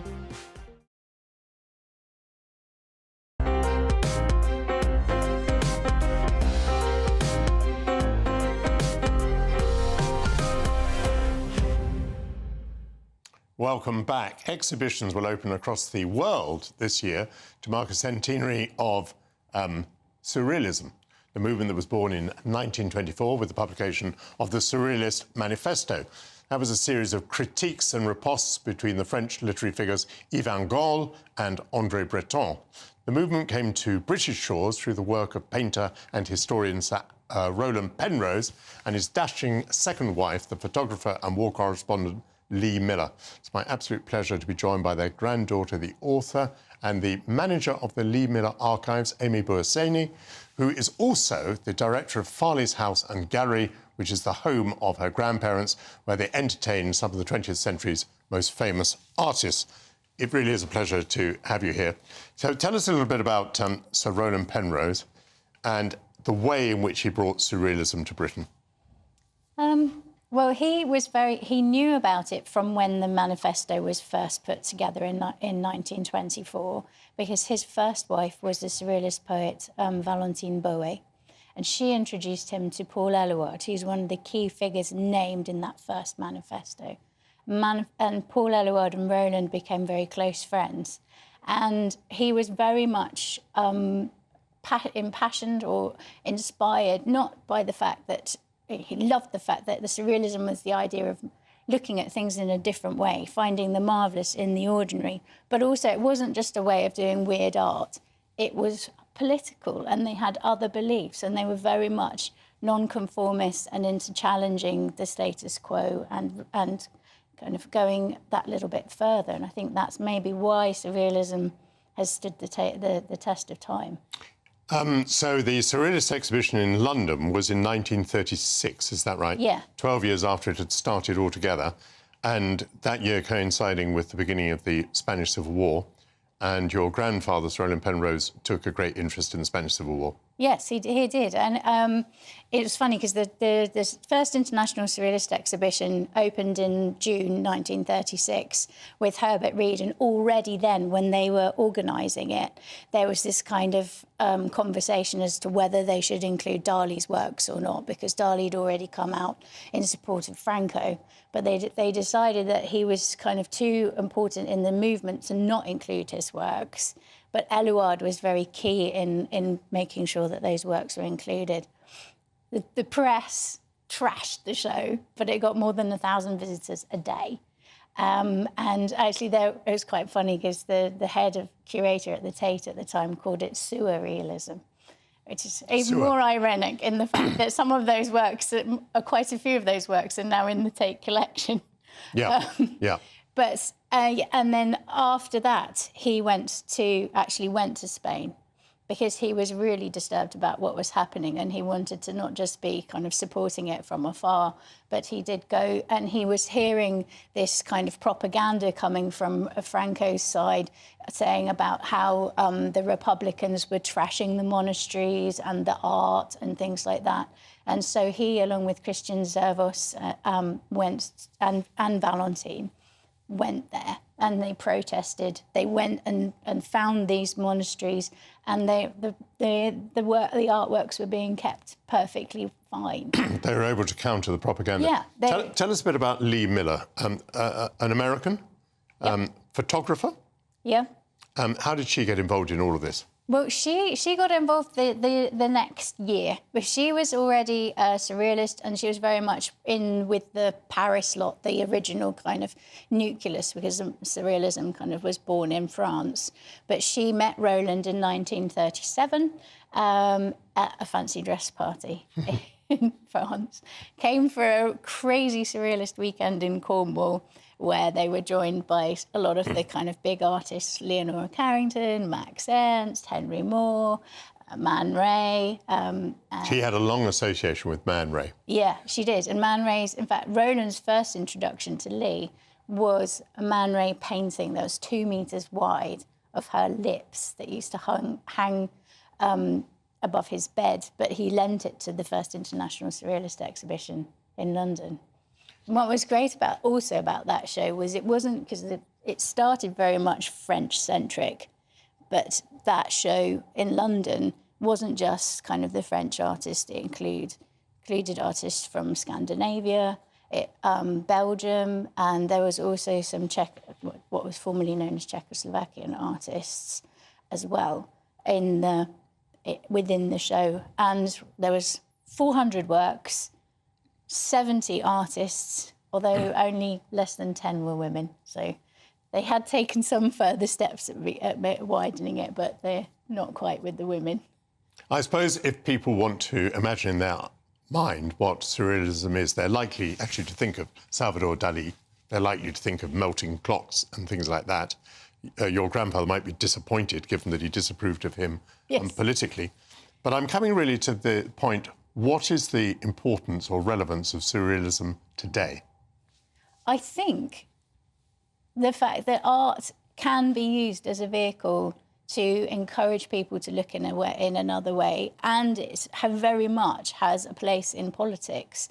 You know, that whole thing, Merit Oppenheim's hairy teacup, the whole idea that you have this teacup and normally you use it to drink your tea from, but cover it in hair and you look at it different. So encouraging people to get out of their normal vision and look at something from a different point of view can only help kind of political situations and understanding across different beliefs and points of view.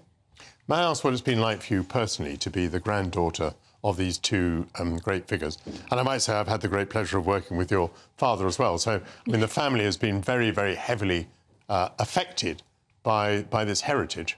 Yeah, well, I'm incredibly proud to have grandparents like that. I mean, I love the fact that Roland is still, actually, he's better known in Catalonia in Spain than he is now in England. We've kind of forgotten him a little bit over here because he continued to champion the Republicans, and he was part of the ARC, the Artist Refugees Committee, which started in 1938 as well.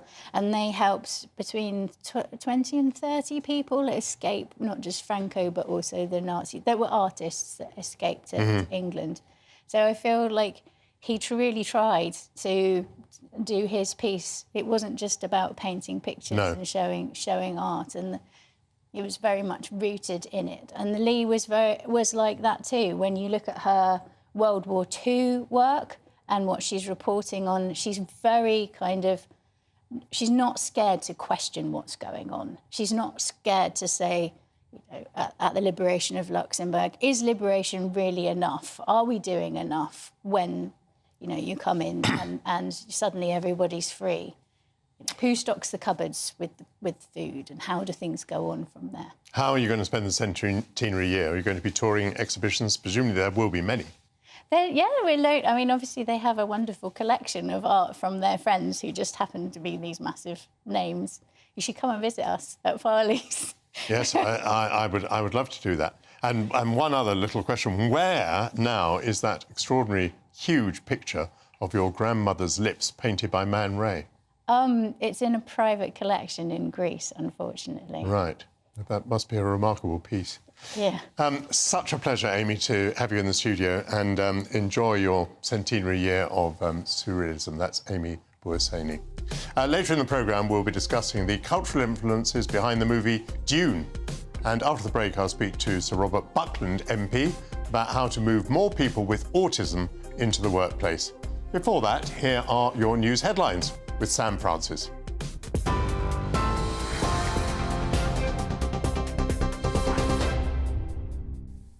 Michael, thank you very much. Good afternoon. The headlines just after or coming up to 12:30, and we start with some breaking news that's just come into us in the newsroom, that a 7-year-old girl, we understand, has drowned today after a small boat capsized while trying to cross the English Channel. We understand 15 people were on board that vessel, and that a government spokesperson says French authorities are currently leading the response and investigation. We will, of course, keep across that for you throughout the rest of this afternoon. But to recap there, a 7-year-old girl has died after drowning in the English Channel. In other news today, the Chancellor has hinted at what could be in his spring budget, including taxes on holiday lets, levies on vaping, and possible changes to the non-dom tax status. Ahead of Wednesday's announcement, the Treasury has also revealed an £800 million tech package to boost productivity in the NHS and police, with new AI and drones. Labour, though, says the suggested reforms are spin without substance. Forecasts also appear to show Jeremy Hunt has little to no headroom for tax cuts, which will limit the prospect of any pre-election giveaways. However, Jeremy Hunt did tell GBNews this morning that his budget will include a number of reforms to public services, which he says will mean better value for taxpayers. Those who preach hate could be blocked from entering Britain under plans being considered by the government. Reports suggest that current powers could be used to increase the number of people who are added to blacklists if they're deemed to be non-conducive to the public good. That would include those who preach racism, intimidation or incite violence. Currently, the rules are typically used to ban people who are known to pose a threat to security. And rail passengers in England and Wales are facing another 5% price hike from today. That's despite train cancellations being among the worst in 10 years. Campaigners argue the public are being unfairly punished by the increase. It comes after thousands of services were cancelled in the past year, which was one of the worst performing years in the rail industry since records began. Those are the headlines. More at 1 o'clock. In the meantime, you can sign up to GB News Alerts by scanning the QR code on your screen or go to gbnews.com/alerts. And Michael will be back right after this short break.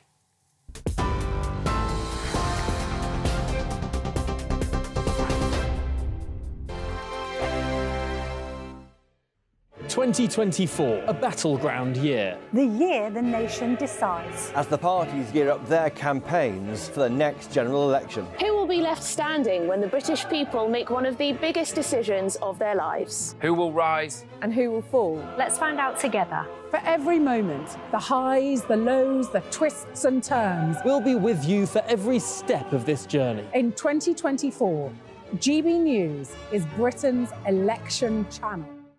Headliners. Tomorrow's papers tonight. Every night from 11 p.m. Is a debate on gender really a far-right issue? Far right. I'm so bored of that phrase, you know what I mean? Like anyone who talks about, anyone who acknowledges that there are two sexes is suddenly far right, because that's what Hitler and Mussolini were all about. This question from Shirley is, of course, about Labour. They've been accused of being undemocratic because they pressured a pub into cancelling a debate, and this debate features Kelly J. Keane, who's been on this show a couple of times, and she's a campaigner, and she was just on the panel, and then they got a letter saying that they couldn't do it because Kelly J. Keane apparently attracts far-right groups. Now, they've tried this trick before, but because some awful, ghastly neo-Nazi types turned up near to an event that she was holding in Australia, they kind of tried to blame that on her and suggest that the two were the same thing. They weren't. That was an opportunistic group turning up to... They're not... Neo-Nazis aren't pro-feminist.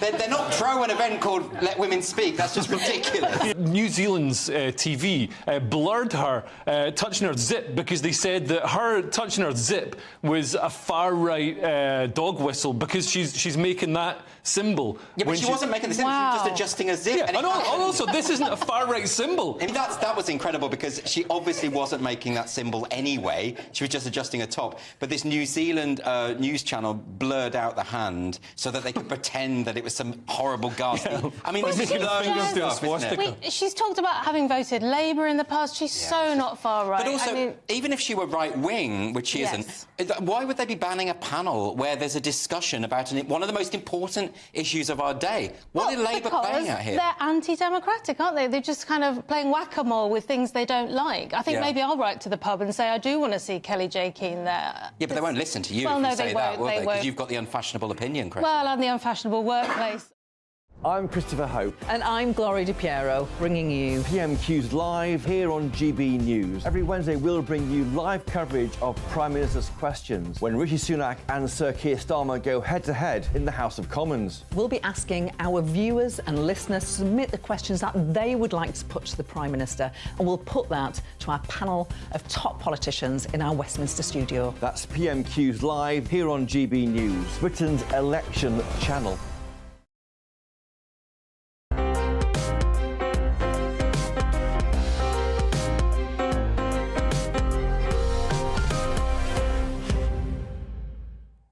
Welcome back. Hundreds of thousands of people with disabilities are currently out of work and unable to find a job. And among them will be many people with the developmental disability autism. In a new review, Sir Robert Buckland MP says that fewer than a third of the 1 million people with autism in this country are in work. Amongst his recommendations are changes to application forms and interview questions in order to make them more intelligible. Very pleased to be joined by Sir Robert Buckland MP now. Robert, welcome. I presume that people who have autism have a whole range of different qualities and characteristics, some of which might make it difficult for them to get into work, and others of them might suit them very well and make them very reliable and dependable employees. That's absolutely right. We're talking about an incredible range of skills and talents. We tend to think of autism as, you remember the film Rain Man some years ago, an incredible mind, but not necessarily socially aware. That's one facet of the condition, but there are many other different facets. I think what brings it all together in common is the fact that very often the sort of mainstream questions that you and I might be able to handle in an interview actually are really quite difficult for autistic people to deal with. And I think the stress and the anxiety levels then overwhelm people. And it means that there are barriers out there that make employment a very difficult thing. And even if a job is secured, the retention of that job, if there's a problem, can be difficult as well. And I think that what we need to do is look again at the way we interview and retain people more generally, in order to capture not just those with an identified condition, but many others who perhaps don't think of themselves as autistic or neurodiverse and don't have a diagnosis. Yes. Give me an example, if you would, of the sort of question that I might find straightforward, but a person with autism might find less straightforward. Well, I think a general non-specific question like, what sort of person are you like? You and I perhaps can start to imagine how to describe that. I think for many autistic people, that's a very vague and unspecific question that will take them time to consider and think about. In other words, perhaps it's better to stop making interviews some sort of ordeal or memory test, but instead a genuine attempt to explore the potential of the applicant. Why not tell them the questions in advance? Why not, help them prepare better so that they can give a considered view? And then the interviewing panel will know more about the qualities of the applicant before them. Is your report mainly about procedures for getting into work? Is it mainly about interviews and forms? No, it's a more general view of all stages of the process. It's about supporting people through internships and apprenticeships into employment. It's about working with existing organisations like the Chartered Institute of Recruitment Consultants and indeed other institutions that specialise in procedures and processes in order to build into the system much more of an understanding and a flexibility that will unleash the potential of hundreds of thousands of people. Michael, at the moment, we hear a lot about economic inactivity and the productivity gap here in the UK. This report is a genuine attempt not just to deal with the sort of moral dimension of people not working, but the economic imperative of getting more people in our society into work. And therefore, there is, I think, a wider a hard edge to this that I think can really benefit the economy. What provoked your interest in this subject? What has led you to devote so much time to the issue? Well, I'm a parent of a young adult who's autistic. As a result of my own family experiences, I had to get to grips with the issues. And that's taught me a lot, not just about from my own experiences, but the experiences of many other families and friends out there who have lived this same particular experience. And as a result of that, I thought doing something positive was absolutely the right thing for me to do. And over the last 10 months, it's been a privilege to work with Autistica, the leading UK research charity, and indeed the DWP, to produce an independent report that, Michael, for once, doesn't ask for more laws or more public, but asks for wider business and industry to take up the best practice that many businesses are doing and change subtly but effectively ways in which they retain and recruit people so that more and more autistic adults can actually get into work, and we can close that really shocking gap at the moment that exists. May I seek your expert advice on another matter? The Prime Minister made a statement in Downing Street on Friday evening and hinted that there would be legislation coming forward. Where would you say are the gaps in our legislation if we're talking about dealing with extremism and if we're talking about the way in which we police public order events? Yes, I think that a lot of changes were made when I was in office that made it clear that notice had to be given in advance of static protests, which were a particular problem, if you remember, with XR and Just Stop Oil. Now, 6 days is the rule at the moment. It's clear that we're having quite a sustained attempt to keep a regular rolling protest in London and other main cities. I think a longer term of notice would be a good idea. I also think that we need to look at some of the work done by previous advisors on terrorism about closing the gap between what might be lawful but still harmful in terms of terrorist content, and making sure that the law is as flexible as possible to anticipate the changes that we see being made and the adaptations being made by extremists in order to try and get round the letter of the law. I think the Prime Minister's statement was absolutely right on Friday, but we now need action to make sure that this country's democracy and our way of life is protected against those who wish us harm.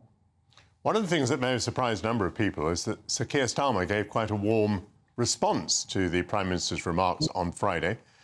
Do you think, particularly now that you're on the back benches and you're in a position to speak to the other side, do you think there could be any consensus here between at least the two main political parties about the way forward with legislation on these issues? Well, there should be, and in the past there's been an absence of that. I hope that the Labour Party has moved beyond its rather Corbynite iteration. I remember when I was in office having great problems with them in order to get them to agree between themselves about what would be an appropriate response to public disorder. I hope they've moved beyond those days and that they can work constructively with the government, because we have a common threat here from extremists on both ends, and this rather alarming alliance between elements of the far left and extremist Islamism, which is a clear threat to our country and which we all have a common interest in combating. People within a political party not able to agree with each other, whatever next. Thank you very much, Sir Robert Buckland, MP. After the break, the influences behind the new blockbuster that's sweeping cinemas this coming week. Dune 2 is based on Frank Herbert's famous novel, which we'll explore in a few minutes' time. Stay with us.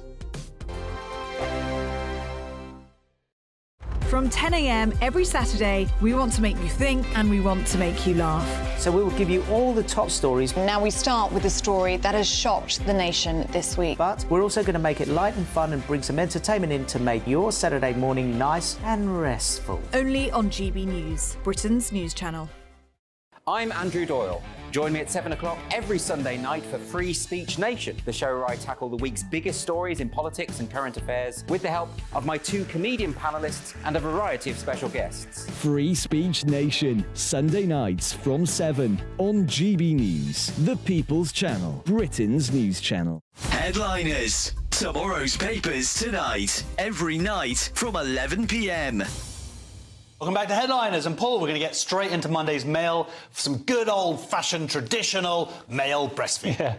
Yeah. To answer the question, what is the latest woke hell, Josh? Row as hospitals say hormone-filled milk from trans women who were born male is just as good for a baby as the real thing. It's possible for men, if they pump themselves full of estrogen, to grow larger breast tissue, and they often do. If or you just eat lots of burgers. Exhibit A. And once you've done that, it is actually then possible to express or lactate a liquid. Okay. If to that liquid you then add another load of pills, medication, chemicals, whatever, that lactation juice can be fed to a baby. We don't really... This is not for the sake of the baby. The baby has no benefits from this whatsoever. The studies are very weak on it. It's a bit worrying because, you know, when hospitals started indulging in homeopathy and having, the NHS had homeopathic hospitals, that was worrying because they're supposed to be a trusted authority. And before saying something like this, there should be an awful lot of study done. I want to shame this hospital. This is whether it's necessary. University Hospital Sussex NHS Foundation Trust. That's who it is. And they have written one of the stupidest sentences that I have read aloud in the 2 years that I've been privileged to do this show. It says, the term human milk is meant to be neutral and not gender biased. Yep. Wow. Yep. That's incredible. Yep. Oh my God, we're laughing at you. I mean, and as someone says here, babies are not props. And that's the scary thing. And when we're not focusing primarily on the health of a baby. No, but the feeling of a person doing it, rather than it's a bit of an odd way to go, isn't it? So. Every Sunday from 11, join Michael Portillo. There will be topical discussion, looking at the week before and the week to come. So kick back and relax at 11 a.m. on Sundays on GB News with me, Michael Portillo. GB News, the People's Channel, Britain's news channel.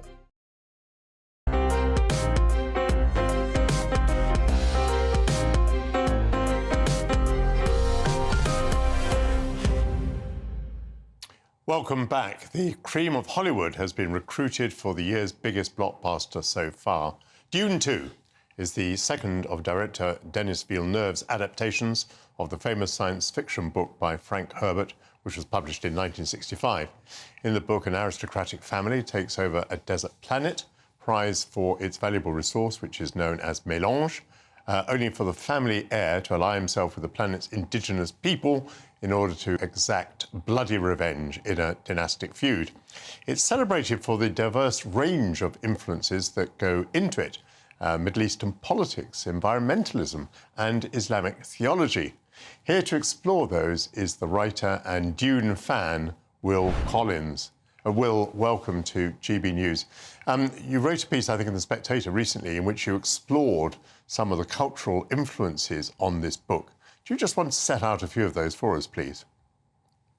Hi, Michael. Thank you for having me. It's a fascinating read because Herbert draws from such a diverse array of sources. You've mentioned Islamic theology. He's also drawing inspiration from medieval European feudalism. He's also taking ideas from Eastern mysticism, Buddhism, for example.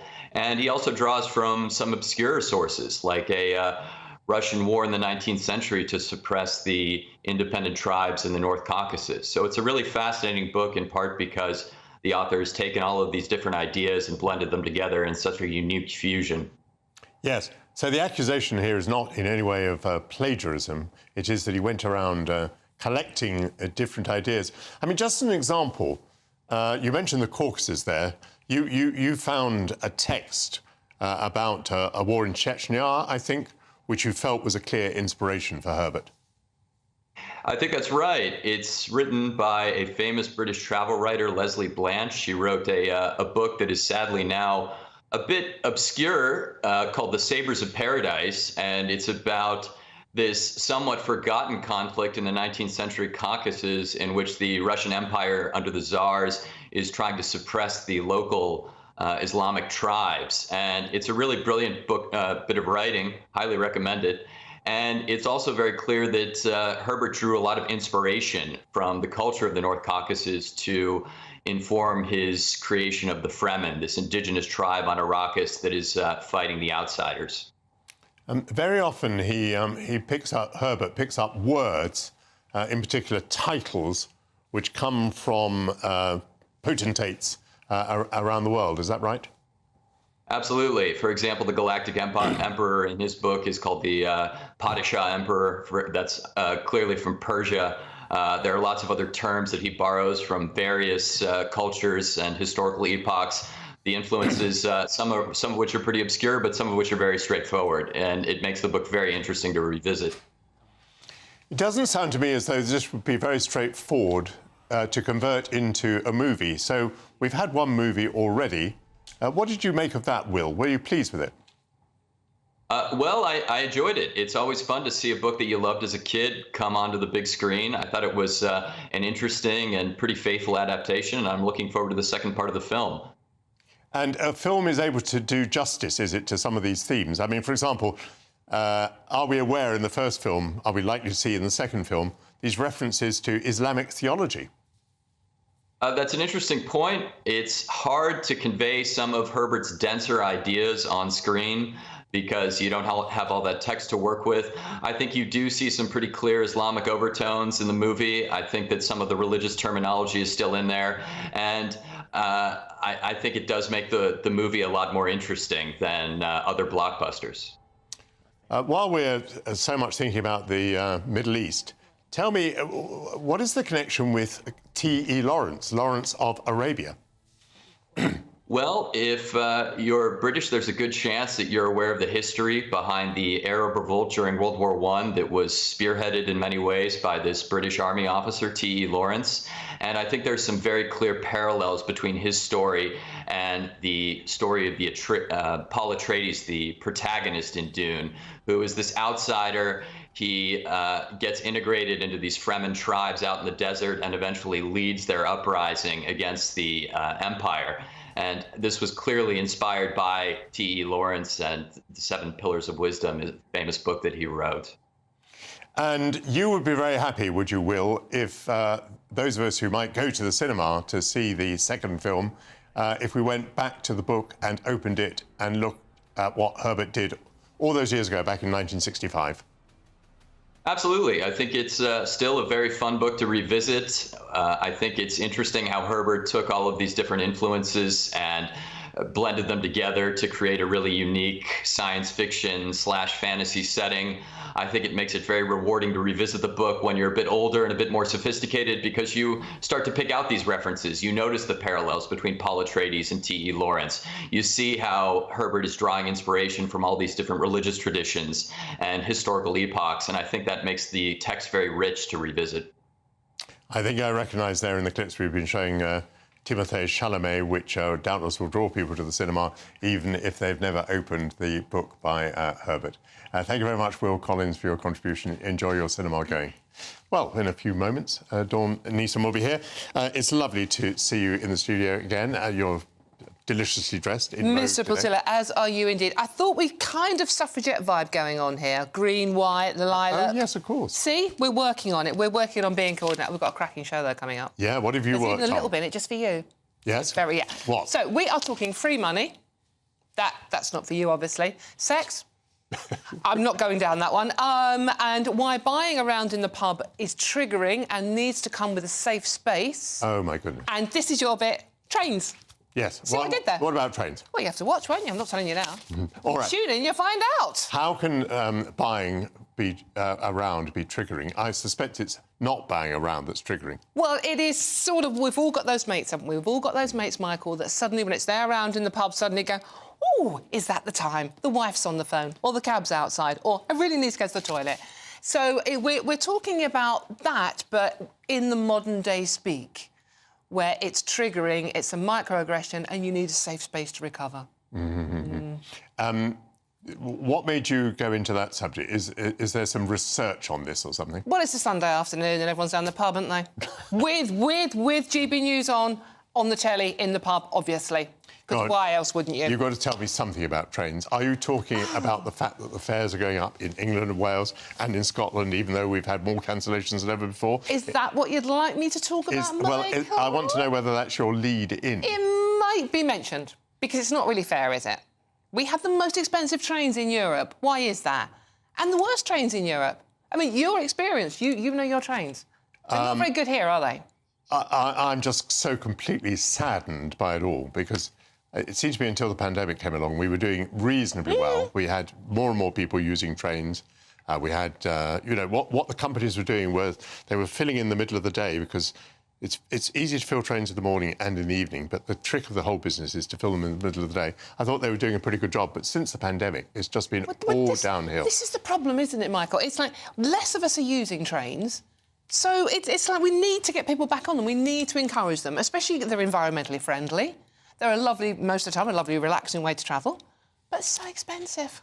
I need to go to an airport now, but I cannot go by train because, of course, the trains are not functioning, so I have to go in a car. What a shame. Thank you, Dawn. Have a great show. Thank you to all my guests this week. It's always so marvellous when people come in on a Sunday. Thank you very much for watching at home. I will be back next week at the same time. I very much look forward to seeing you then, and I hope that in the interval you have a very pleasurable week. Bye-bye.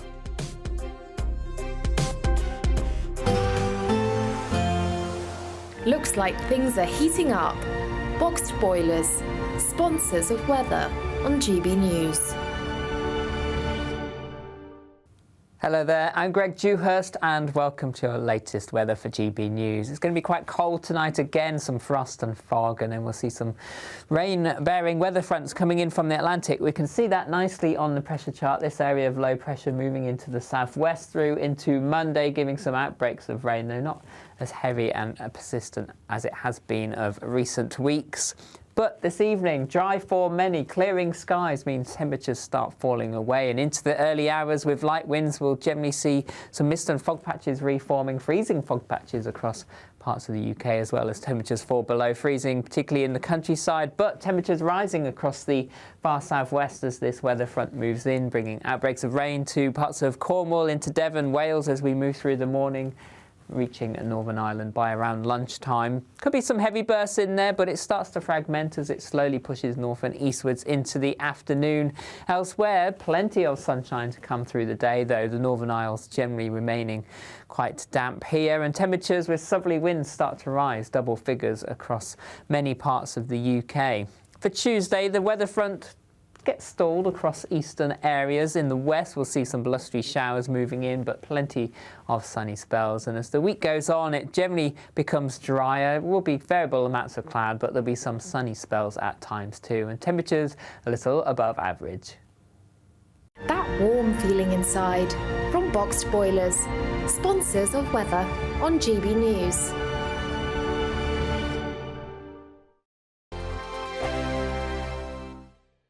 Wake up to the headlines with Headliners every morning at 5 a.m. We treat you to the day's biggest stories before anyone else, 7 days a week. You can catch up on everything you need to know before you've even had your kippers. Headliners every morning at 5 a.m. only on GB News, the People's Channel, Britain's news channel. I'm Jacob Rees-Mogg and this is GB News, Britain's news channel. Sir Jacob Rees-Mogg's State of the Nation, Monday to Thursday from 8 p.m. You're now in exile. I imagine it wouldn't be safe for you to go back to Russia. Can I ask you if you feel safe personally, and what do you think can be done to remove Putin, or is he going to be there for as long as he wants? I think that is, of course, fundamental question. It is there should be pressure inside Russia and outside.